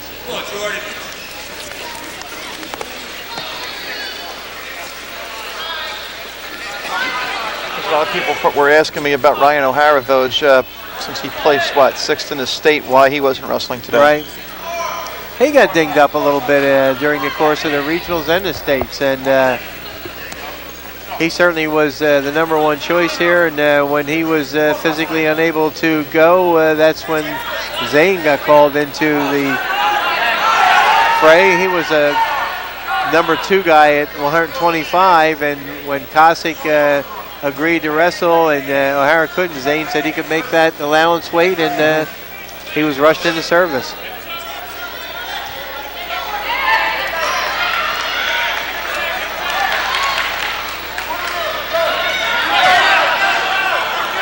Hicks has to watch out. He still has the 2-0 lead. And he's going to get reversed. One. He gives him the 1. They are going to be on their feet.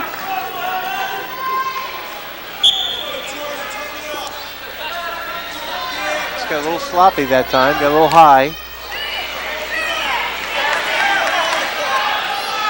So Hicks can work the takedown. He has 10 seconds. There you go. He's got to drive, no takedown yet. There it is. He got it, just under 3 seconds. He got it, and he has a 4-1 lead. Big points late in the period.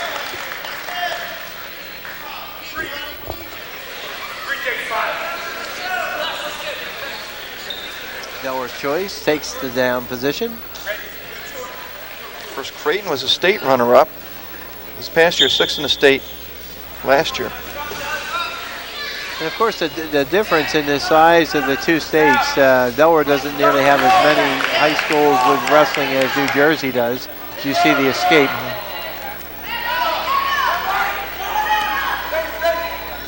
We invariably run into this team every year where they're talking about the guys that are 1 and 2 and 3-time state place winners. You don't see that with a lot of Region 7-8 wrestlers, right, although you're seeing it more and more in recent years.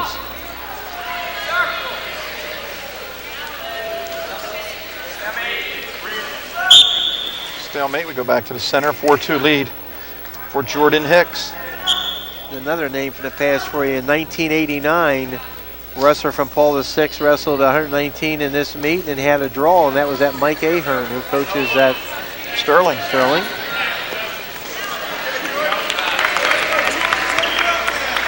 Hicks with another takedown. Stood behind.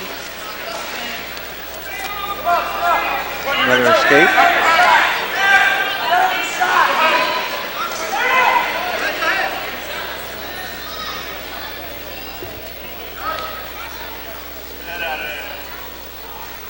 Another 6-3 lead. And believe it or not, in that 1989 match, John Barcelo, the great state champion from Pittman, got beat 18-9 here by William Moultrie of Cesar Rodney.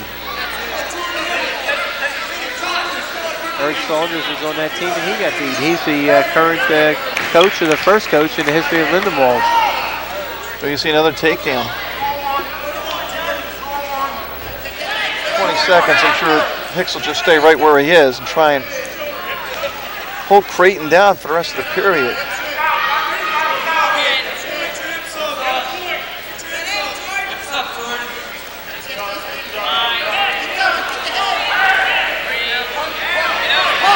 Get some back points, nope.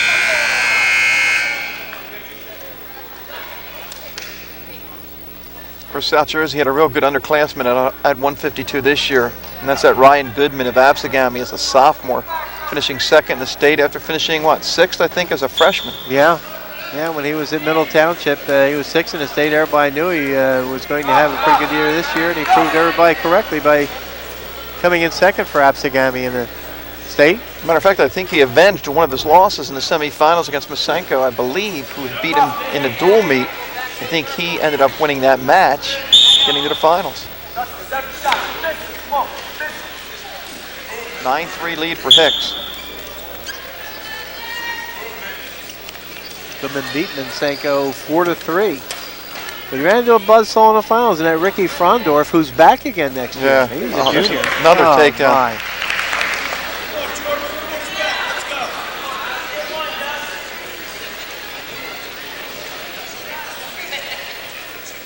This is the first of 2 matches at 152 pounds. And the wild cards develop this way. Each when there's a full lineup from 103 to heavyweight, that's the regulation 14 bouts, and each state gets 1 wild card. And Delaware took 112 as their wild card this year, and it was Region 7A choice. We had 2 wrestlers at 60. Would have liked that to have been our wild card, but Delaware did not have 2 wrestlers, but they had 2 at 152, and Region 7A had at least 3, so that ends up being Region 7A wild card.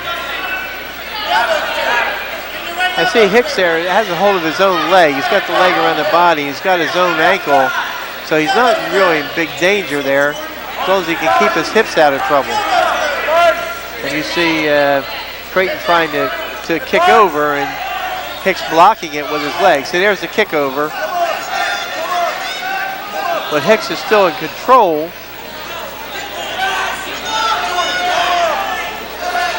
And he's going to hold on to win this one. And right now he's a major decision. If he can hold it. Nice job by Jordan Hicks. 14 points. That's the major. And that puts South Jersey, I believe, out in front, what, 23-22? By a point. We'll take a break. We'll come back after this timeout.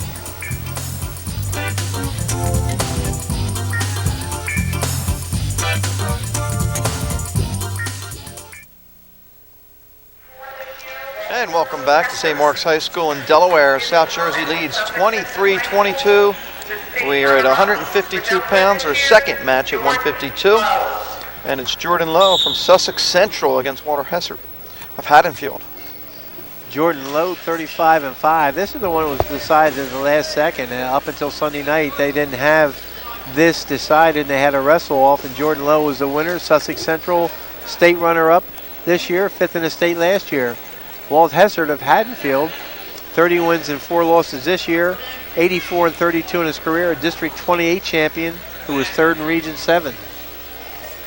And the Haddonfield program's on the move, John. They've improved. Chris Hessert had a big win against Jared Valleco, I believe, in the Super Regions. Yes, he did.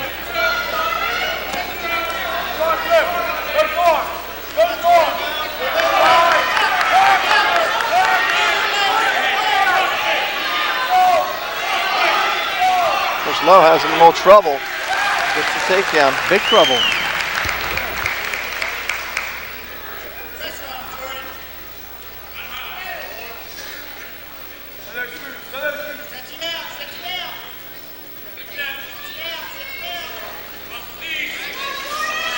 Hessert, as you mentioned, with that win in the Super Regions, 5-0 over Jared Valleco. Next time out, Hessert got beat by Rob Kaiser of Lodi. Won once in the States in the wrestlebacks, and then he was eliminated by Perry of West Milford, who ended up 5th in the state. When he lost to Perry, it was only 2-0. So he was that close to being a state place winner.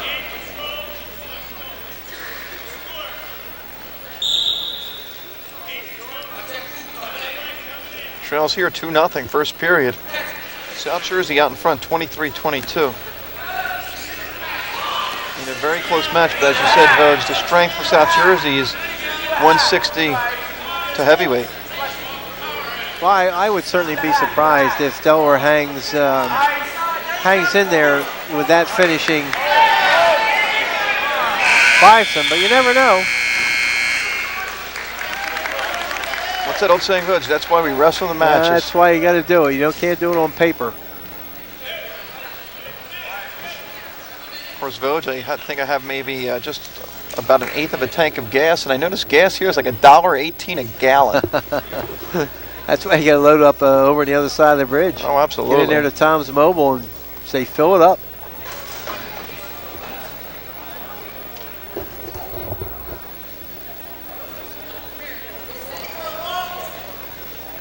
We have an injury timeout, maybe a blood timeout. That looked like an injury timeout. As we get ready to start the second period, 2-0 lead for Jordan Lowe.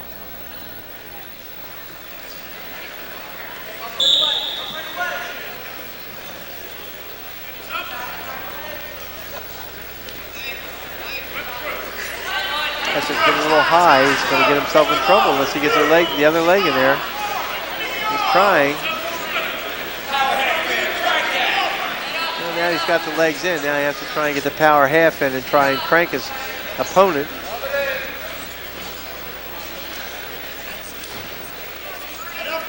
And sometimes that opponent doesn't want to get cranked.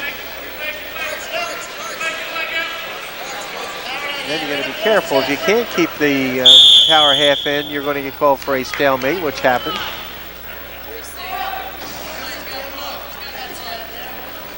Referee is Al Maloney.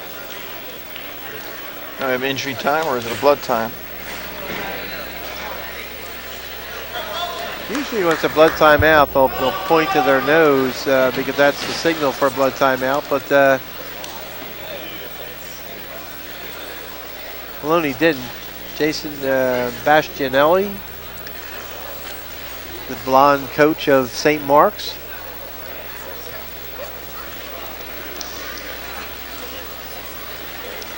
Yeah, the coaches out there with the water bottles. I like that. Blonde curly locks. Yeah, I heard you the first time, Voj. Okay. Not all of us did, but I heard you the first time. And you look around this gym, a lot of banners, a lot of championships in all sports. Yeah, not just wrestling. They're well known for their wrestling power down here. They also are another team that gets into those Virginia duels, St. Mark's. But many championship banners up on the wall. You're right. Different sports. Now see, Hesser got in trouble there. He was going to throw the legs in, and he missed throwing the legs in. And when he did, he got high. And when he got high, he got reversed. Now he's got his work cut out. So it's 4-0. That's fine for a leg rider if you can get the legs in. If you miss getting the legs in, you have to go high to get the legs in unless you break the man down to his hip and roll his hip toward you. Potentially dangerous. Hesser's down 4-0. He's got to do some hustling in a hurry.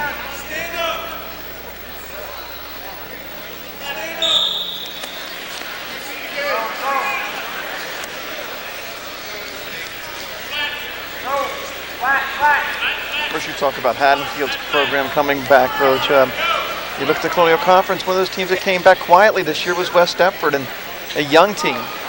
Very young team.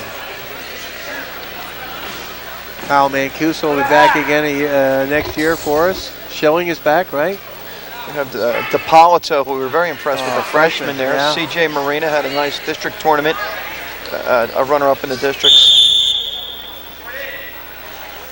And qualified for the regionals, and I believe we didn't see him in the regionals. And that was a school problem, I understand, that prevented him from getting to the regionals. See what Hesser can do here. We're going to run out of time. So 4-0 as we head into the third. It'd be interesting to see what Hesser can do.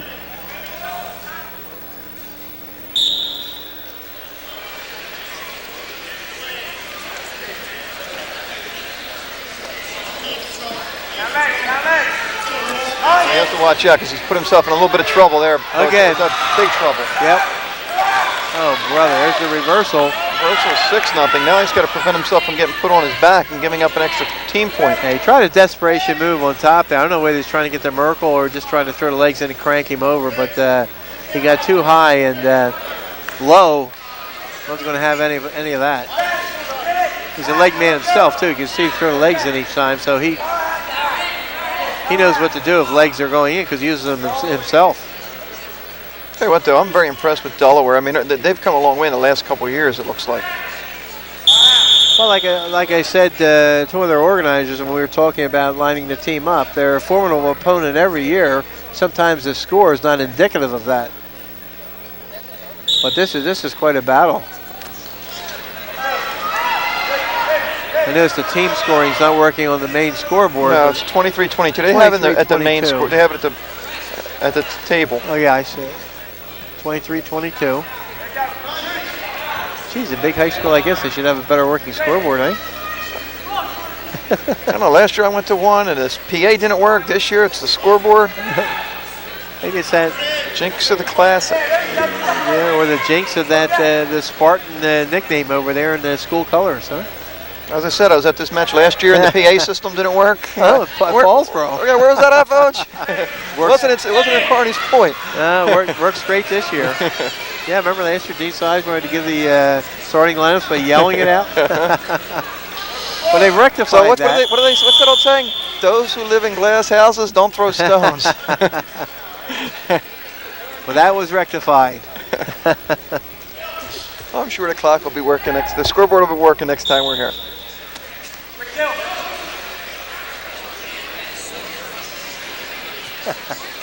Jordan Lowe. By the way, that was John Vogeding doing all that cutting up. He's going to get himself a nice 6-0 decision to put Delaware back on top.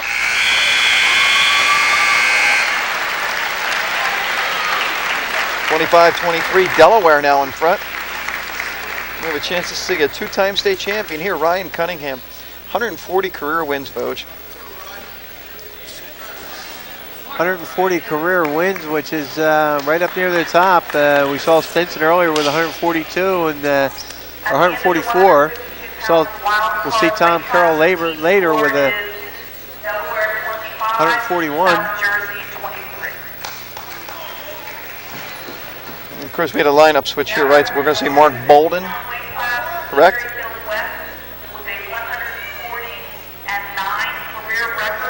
We should see who they announce.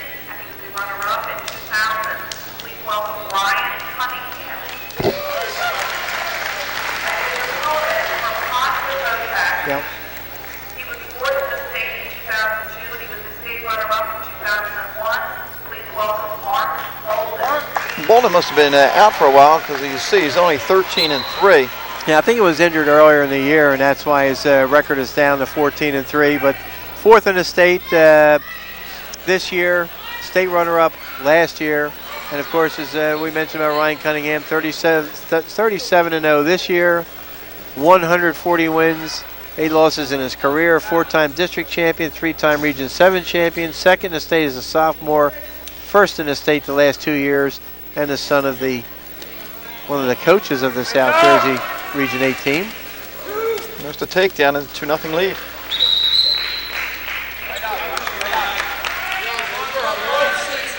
Cunningham is one of the wrestlers, John, that was very close to not competing in this, because he did get dinged up in the states pretty good. Had a swollen ankle coming out of it. Was iced down Sunday night, again on Monday. He had a sore rib coming out of it, and he dislocated a finger, I believe, in the state tournament. Sure, a lot of people from South Jersey were hoping that the wild card would go at 160, so they'd see Ray Lamb at this weight class as a wild card. Very, very close to seeing Ray Lamb in here in place of Ryan Cunningham, who was banged up. Injury time for Bolden. 1:10 on the scoreboard. So in the first period on the clock, 2-0 lead for Cunningham.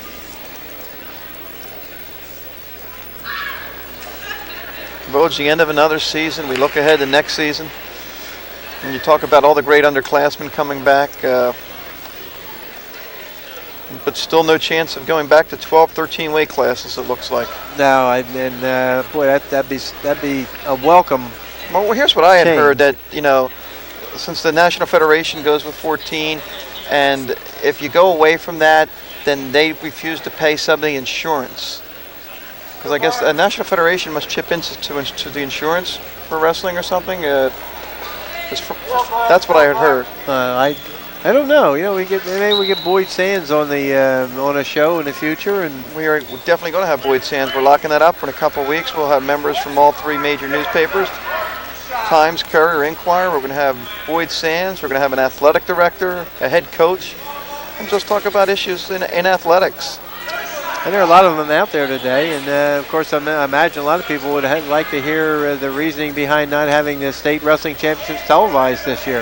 And since you were on the state payroll as a PA announcer, I figured you could be the voice of the state. And I haven't really heard a reason. I asked about it several times, and I know there was a matter of money involved with it, and I'm not sure who was at the bottom of all that. But I know the wrestling community certainly would have liked to have seen it, as well as the kids who had the parents who had kids wrestling in the finals. You see another takedown by Cunningham. He's tenacious on his feet. And you see him walking around. He's not 100% healthy. He'll just try and ride Bolin out to end the period, maybe pick up some back points with 14 seconds left.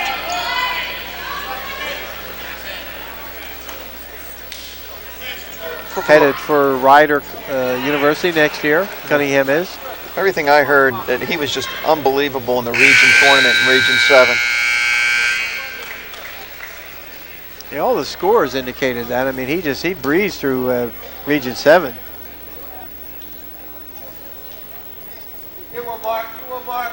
Cunningham will start the period on the bottom.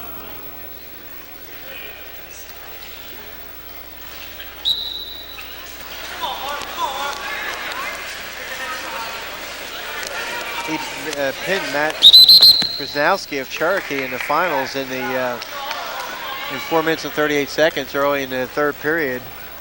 I think he had 2 tech falls prior to that.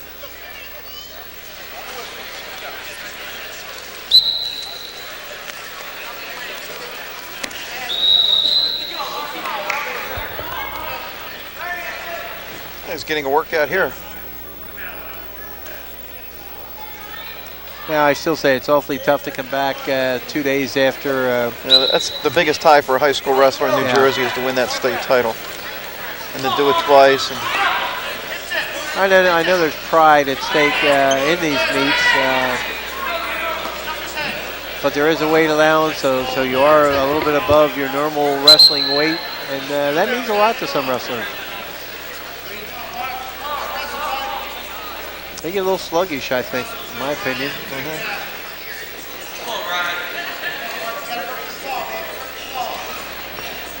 And of course, if you have a perfect record, you don't want to end your season with a loss either. No. It's the escape.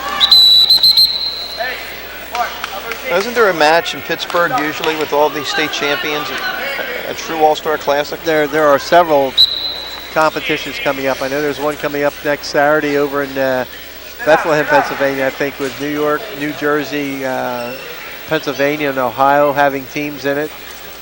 I know there's a Dapper Dan Classic, I think, out in Pittsburgh. There's a New Jersey, there's a USA versus Pennsylvania. Okay. Meet out there. Now, New Jersey, is it a team of New Jersey state champs, or is it just seniors? How's that work? I think it's seniors. I know somebody had sent me some information on it. It's going to be, I believe it's going to be at Lehigh. Or Easton, I'm not sure which. But there's all kinds of off-season wrestling that the wrestlers are getting into. AAU competitions. I know Delaware is hosting a site, and probably here at St. Mark's, of AAU competition. And they were passing out some brochures to the Region 7-8 wrestlers tonight. Of course, these are all seniors here. Little warning on Bolden. Hey, maintain your position on the back. Maintain your position on the back. Cunningham taking the shot. Oh, he's tenacious on his feet. There's his father watching intently over there on the side. Bolden trying to hold on, not give up the takedown. To hold out for another 4 seconds. There he got the takedown right at the buzzer. Big 2 points, 7-1 lead.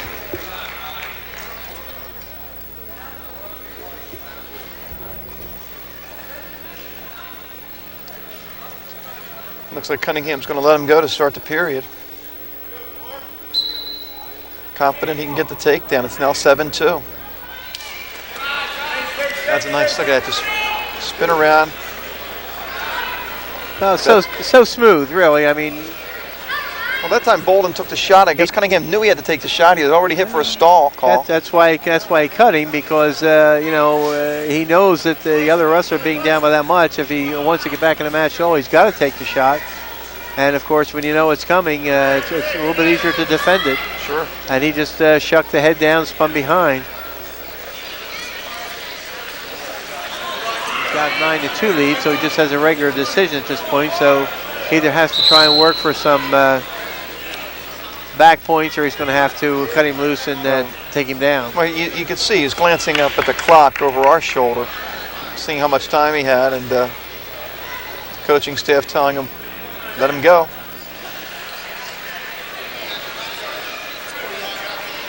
No, they're not. All right, tell him, see what you can do. Another 15 seconds. You can't put him on his back. Just let him go. Try and take him down again.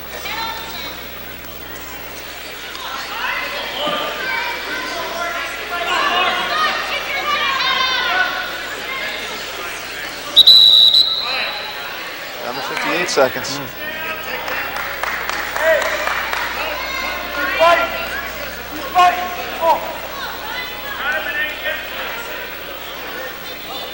Here comes the freestyle start.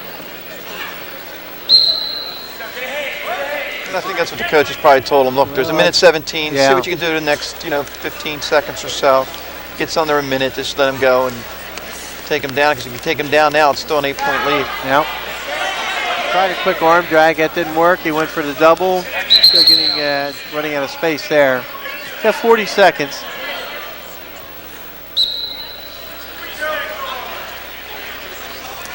There's a spin behind. Yeah. He lets him go. Instead of trying to hold him down, he figures now if he takes him down, he doesn't have to worry about holding him out the rest of the period. 11-4 lead. Of course, Bolden can't back up. He's already been hit once for stalling. Yeah, you don't want to keep backing up. All 4 of his points have been on escapes. They're telling him now, look, you got to wrestle. 10 seconds left. There's a caution. Caution on Cunningham. A little anxious.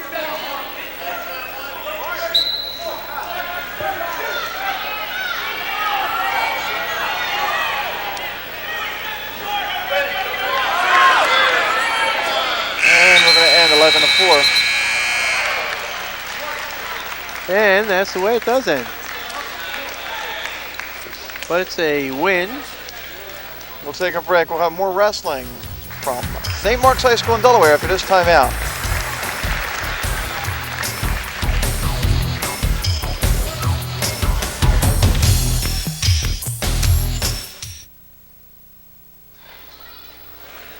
Welcome back to St. Mark's High School, the All-Star Classic. The Region 7 All-Stars from South Jersey against the Delaware All-Stars. It's 26-25. South Jersey, we have Brian Cimarasi from William Penn High School, a state runner-up, going against Alexis Aquino from Deptford, 25-3, a district and region runner-up. District and region runner-up because of that Zach Guerin of Fallsboro. 2 classic battles with Aquino. Of course, South Jersey fans know that, Aquino last year wrestled 189 and slimmed down to 171 this year. Yes. Cinerosi 36-7 this year, as you mentioned, a state runner-up. Alexis Aquino, 85-25 in his career, 3-time district runner-up. Second twice and third once in Region 8. So he's become so close to grabbing that golden ring so many times. 2-1 now. Head coach Joe Hollywood's in the crowd just staring out at the mat, watching his wrestler here. We saw him earlier. Nice to see the coaches come out and see the wrestlers. I see John Marinelli here, Mike Ahern on the other side of the gym. Oh, it's great to see them support the youngsters. Of course, you know, Delaware frowns from calling this an all-star meet, and I guess because of Delaware State Interscholastic Athletic Association complications, so they call it a seniors classic. Okay, senior classic. I'm stuck that all-star classic. And we consider it our Region 7 and 8 all-stars, but they're all seniors, so senior classic is fine. Keno stalking. Samorasi with the only takedown. He leads 2-1, but Keno looks more aggressive in the last minute of the period. He didn't have the opportunity to wrestle in the state tournament. In the Super Regions, he lost in overtime to Oreo of Eastern. I believe it was 3-1. Keno has a choice, takes bottom. 3-1 in overtime is correct.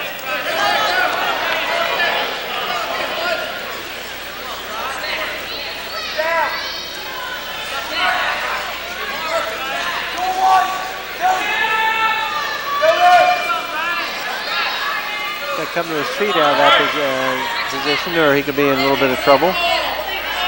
Does get to his feet, turns, gets the escape. We're knotted at 2.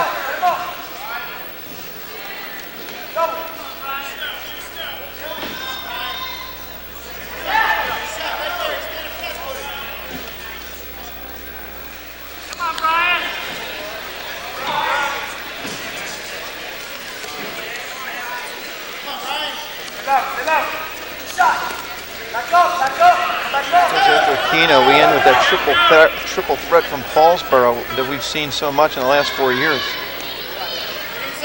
James Funk, Mike Mendenhall, and Tom Curl. There's a Keno. There's his strength there, man. Yes. Impressive on that takedown in a 4-2 lead. And that's huge.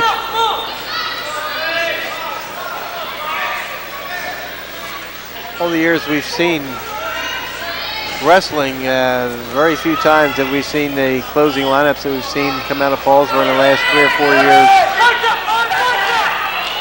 Got some back points here. Keno, what a job by him. He's cranking him. I think that takedown early when he got taken down woke him up. He got 3 near fall points there, so he has a 7-2 lead.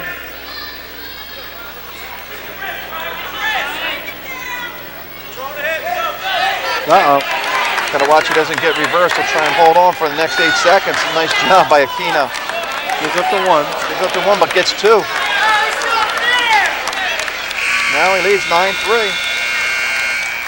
There's Joe Hollywood. We talked about his head coach. He's got to be happy here. You see a little applause there. Likes what he sees. And of course, with the disappointment of losing in the super regionals like that, I think Joe appreciates the chance for Alexis to get another match in. As you mentioned, when wrestlers lose in that state tournament, get eliminated, the opportunity to go out one more time on a winning note is inviting. I think one guy is probably really looking forward to this is James Funk, because in his match in the Super Regions, or a preliminary round as they like to call them now, he had a 10-0 lead and then got caught in the last, 20 seconds of the match. Yeah. That was that DiLiberto of Collingswood, as you see the escape. It's now 9-4. Favor of Aquino.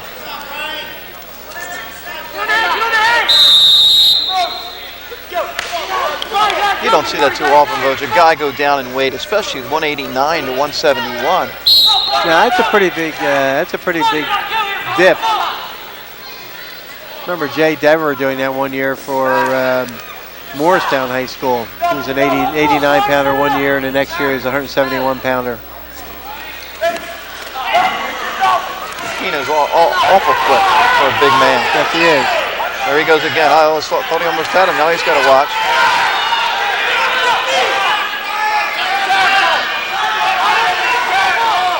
As you had mentioned Funk earlier, he A 10-0 lead on DiLiberto, and looked like he was home free. It beat him 9-0 in a dual meet. And of course, one escape, one quick takedown, a cement mixer, and bang. His career is literally over. I think he for one appreciates one more opportunity.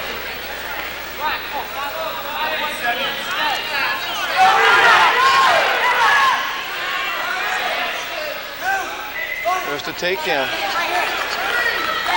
By Delaware, makes it 9-6.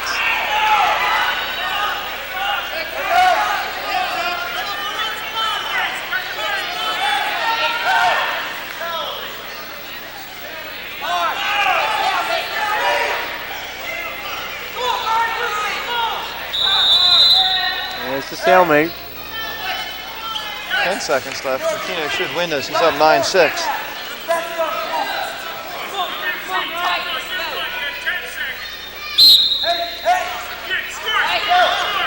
Stand up. He can have to stay there. Well, standing Granby. Great job by Cinerosi to follow him, but that's going to be it. Aquino wins 9-6. Now 29-25 for South Jersey. And we have Luis Moreno of Howard High School, who's a state runner-up, 25-1 this year against James Funk from Paulsboro, 24-5 this year, 104 wins in his career, Voj.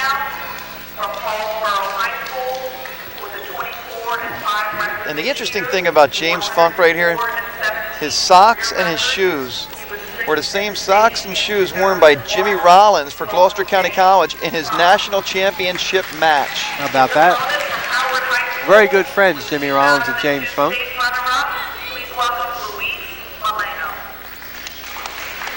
Rollins telling me before the match, there's another win left in those shoes and socks. We'll see. There's that roll. I mean, we're used to that move by Funk. Nothing there yet.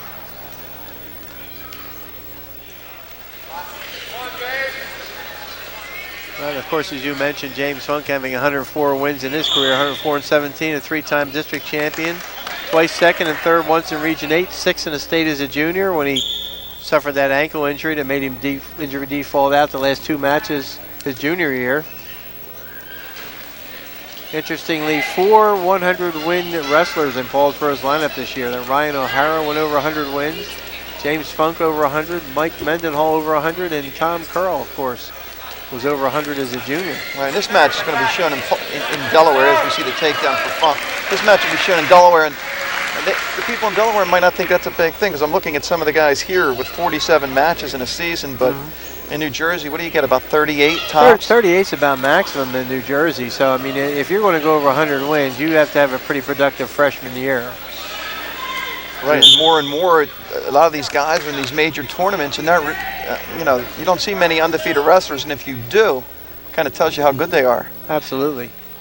I mean, you figure if you max out 38 wins, you're probably going to win a state title, and a guy like Cunningham was able to go to the state finals his sophomore year and then win 2 state titles, 33-0 the last 2 seasons in a row. I think he ended up his career with over 70 consecutive wins. No, he couldn't have. I don't know if he was undefeated last year. He was 37-0. He had to. Yeah, that's right. Yeah. Funk got to bring him down easy. He gets out. Moreno gets out. It's now 2-1. Yeah, he was over 70 wins because he was 37-0, I think, the last 2 years, right? Right. He was 37-0 this year. Yeah, and 37-0 last year. So that's 74 wins in a row because he was second in the state as a sophomore. So obviously he lost his last match. Yeah, his last match was a loss there.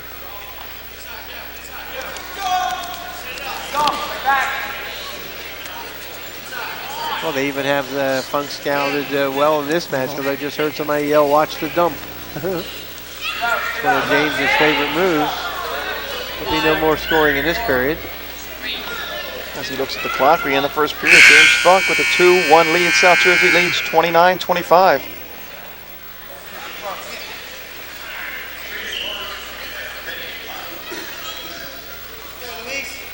Looking down the line, 2:15, Joe Silk for Delaware, a state champ this past year. He goes up against Mendenhall.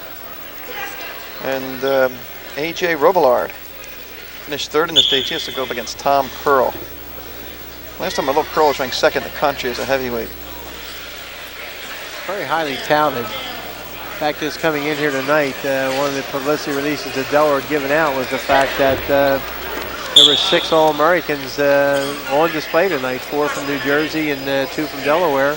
We saw Ciani win earlier for Delaware and Donofrio win. Those are the 2 from Delaware. The New Jersey ones were Stinson, Cunningham, Curl, and Mendenhall. So we've seen 2, we've got 2 to go.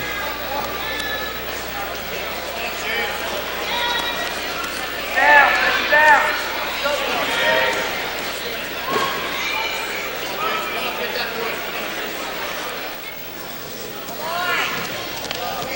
Clock starts the second period on the bottom. So far, can't do anything in the first 40 seconds. Stalemate there. Yeah, he's got to explode off the bottom. He's a little bit slow in his first move the first time off the bottom. See if he picks it up this time off the bottom.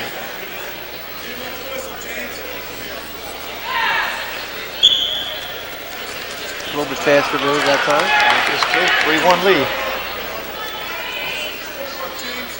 We'll see what kind of a takedown attempt he sets up.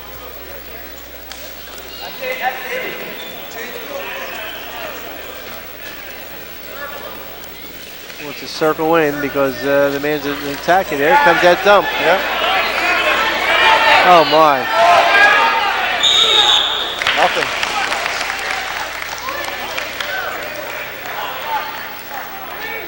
Just missed it on the line.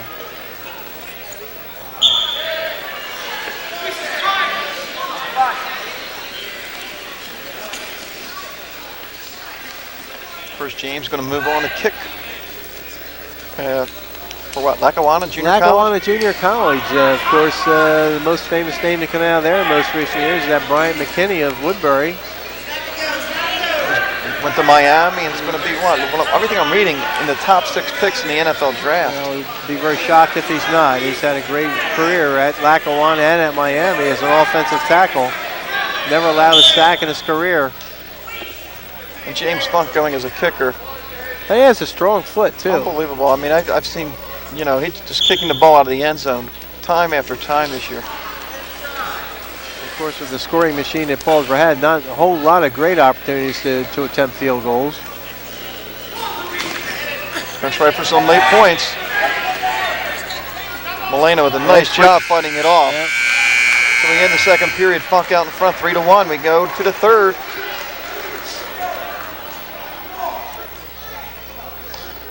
Yeah, it looks like somebody brought like 6 pizzas in behind us, Coach. Uh-oh. Talking to a guy that hasn't eaten yet.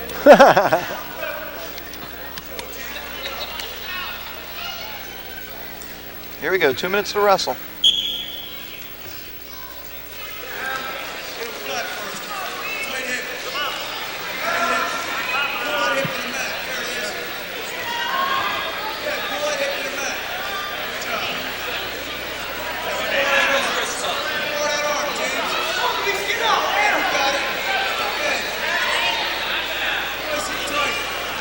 Hook in control. Interestingly, you notice with them both being dressed in blue, they have a red ankle band and a green ankle band on. South Jersey's with the red.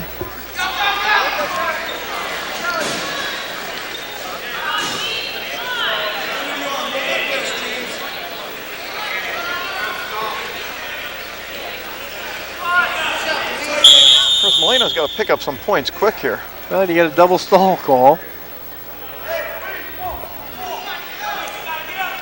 Both wrestlers warned for stalling.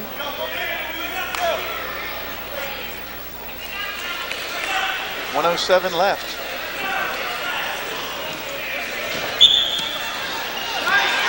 There's the escape. It's now 3-2, and look out. Tries a big throw. Funk counters the big throw and gets a takedown himself.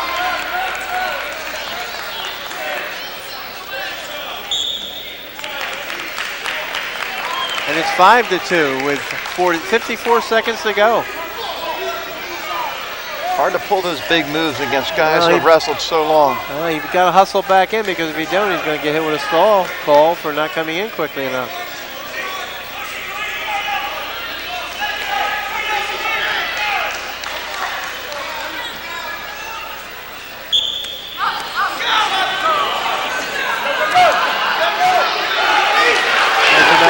Granby into a reversal by Molino. Oh, Molino, I just let him go. Let him go and get another takedown. 5-4. Well, he might get a stall call too if Funk doesn't try to work up off the bottom.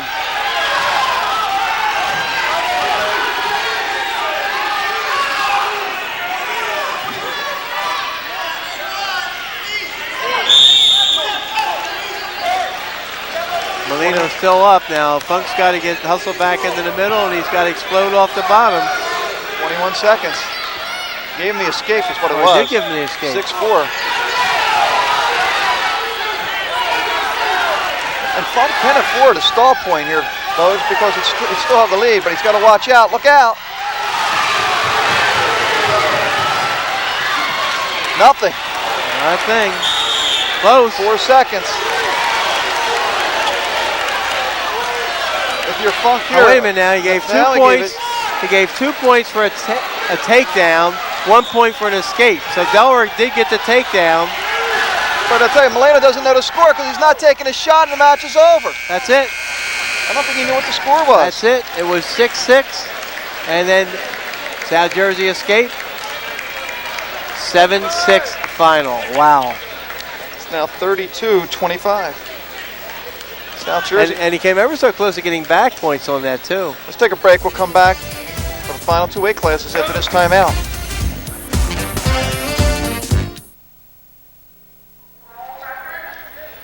Final 2 weight classes of the evening. South Jersey leads Delaware 32-25, and South Jersey has to win just 1 out of the next 2 to clinch it. And Mike Mendenhall, second in the state this year, 24-1, 110 career wins against Joe Silk, who was a 2002 state champion in Delaware. He's 35-4. 4-time district champion Mendenhall. First twice, second once, and fourth in Region 8 in Fort Cripps. 5th and 6th in the state as a sophomore, 3rd in the state as a junior, 2nd this year. And a takedown and a 2-0 lead for Mendenhall.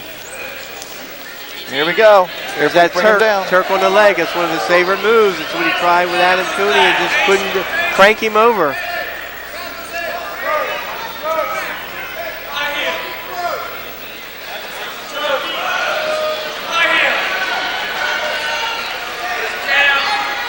Cranks him over a little bit more. He gets back points. Not yet. There was a 1 count, but didn't get enough for a 2 count.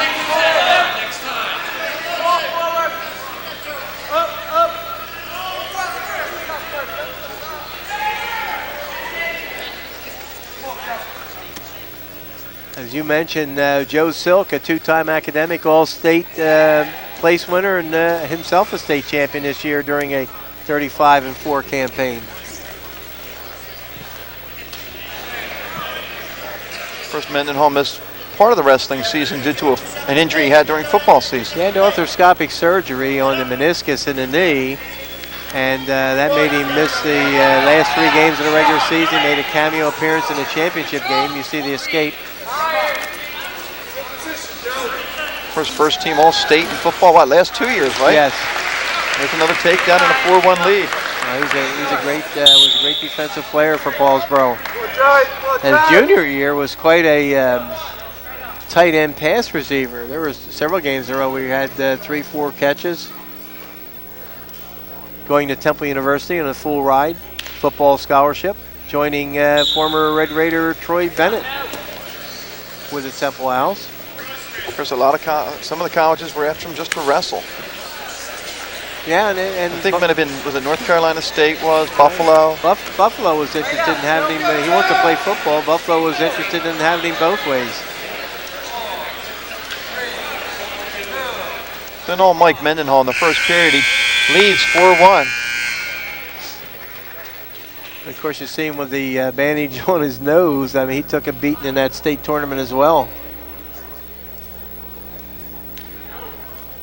Delaware takes the down position. the Senior Classic.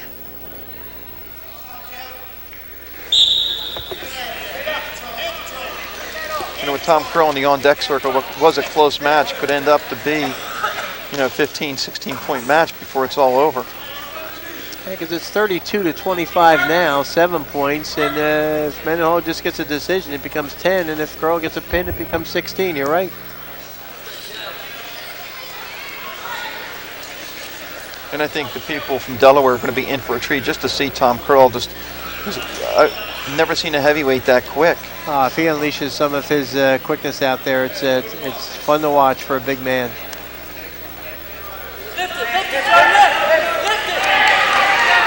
And Mike gets a little sloppy there, and now his lead's cut to 1, 4-3.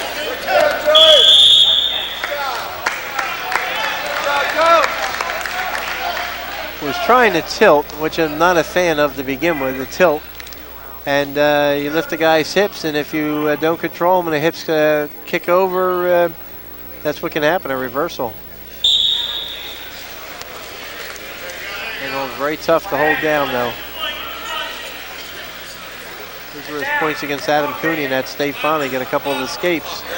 Cooney says the strongest guy wrestled all year. There's the escape. Now 5-3.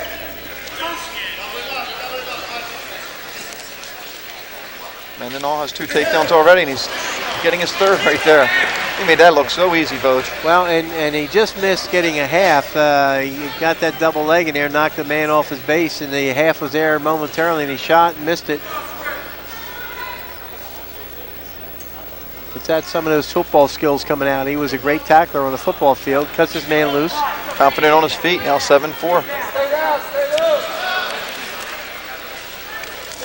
There he is again. Again in on the legs, again with a tackle, takedown. That was 17 seconds. He'll probably just try and hold him down, maybe get some points. I think he'll cut him loose again. You think so, huh? 9-4, we'll see. No, you're wrong, Voj. Not often you're wrong.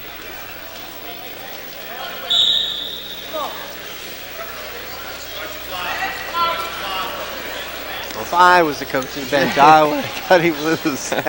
I'm shocked. 20 seconds, I'm surprised you say that. Because he can get him so fast. He's tenacious on his feet. But that's okay. Protecting the leads, 9-4, and he's going to be on the bottom, start the last period. And I don't think he'll be there long unless he takes a neutral position in the last period.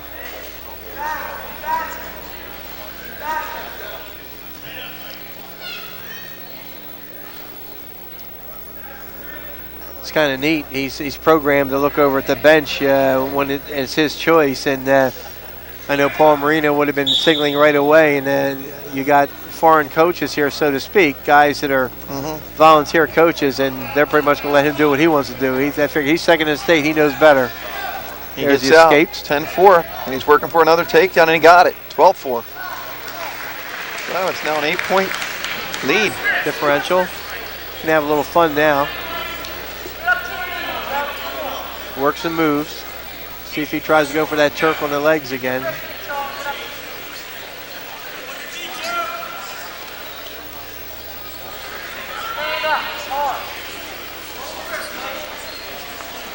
The last 4 years have been a treat for fans of Hallsboro football and wrestling because they've seen a couple of great ones come through there the last 4 years, and Mendenhall and Curl, and Funk had his moments. You see the escape. 12-5.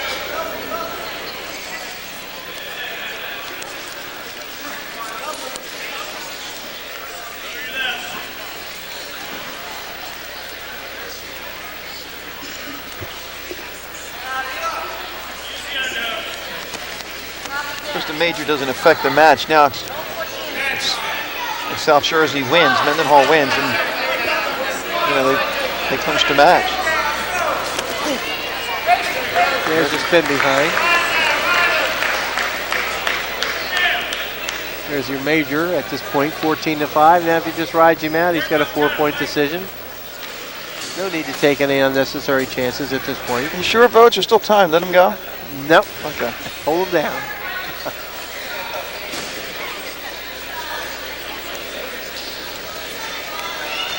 Under 10 seconds. Mike Mendenhall with a 14-5 lead over Joe Silk, who was a state champion this year in Delaware. So Mike Mendenhall ends his wrestling career, high school wrestling career, with a win. And it's now what, 36-25? 36-25. Don't blink on this one. AJ Rummelard, third in the states this past year, fifth in the states last year. And Tom Curl, I mean, what a career, 37-0, 2 state championships, 141 career wins. 94 career pins in his 4 years at Paulsboro, and he's wrestling guys 39-4 this year, and as you mentioned, third in the state this year, fifth last year. Curl, fifth, third, first, and first in his 4 trips to the state. More wins than any heavyweight wrestler in New Jersey history, more pins than any wrestler in New Jersey wrestling history, high school wrestling history.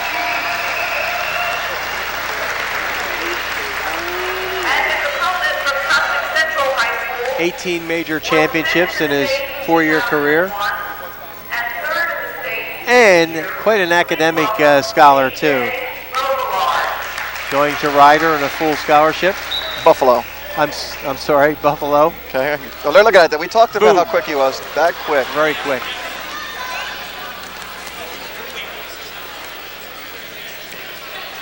It was interesting. Right after he made the commitment to Buffalo, they had like 6 feet of snow up there. I'm looking for the best warm weather school I can find.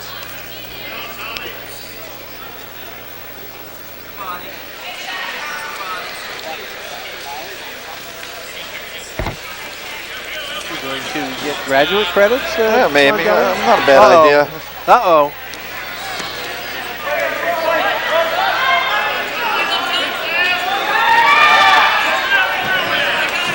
Look at Curl. Just taking his time. Just taking his time, just doing what comes naturally. Oh, my. Oh, my. One more time. A minute left. He's got it locked. Gotta give Rubillard credit here. He's battling to stay off his back.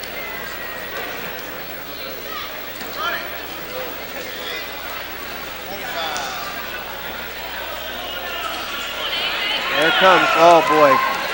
Winding him up. Oh, my. That's tough. Oh, brother. Oh, my. There he got it. 42-25 is the final score. Well, just give us a little recap right here. What do you think? I say go for it. Go for what? No, I mean, what do you think? Recap the match. I mean, it was early. It was a close match, but we talked about it once it got to 160 with Cunningham, Aquino, Funk, Mendenhall, Curl. I mean, Delaware had to build up a big lead before it got to that point, and they couldn't do it. No, and the first 8 matches, Delaware won 4 of the first 8 matches, and South Jersey had a 19-16 lead at the 8-match point. They won 3 in a row to take a 22-19 lead. Then it seesawed for 2 matches. The last lead was 25-23 for Delaware, and the big guns at the end came through with consecutive wins, punctuated by Curl's all too familiar pin in the last weight class. Well, Bo, it's time to stop at Rosario's a couple miles down the road, get some nice garlic bread, and head back home.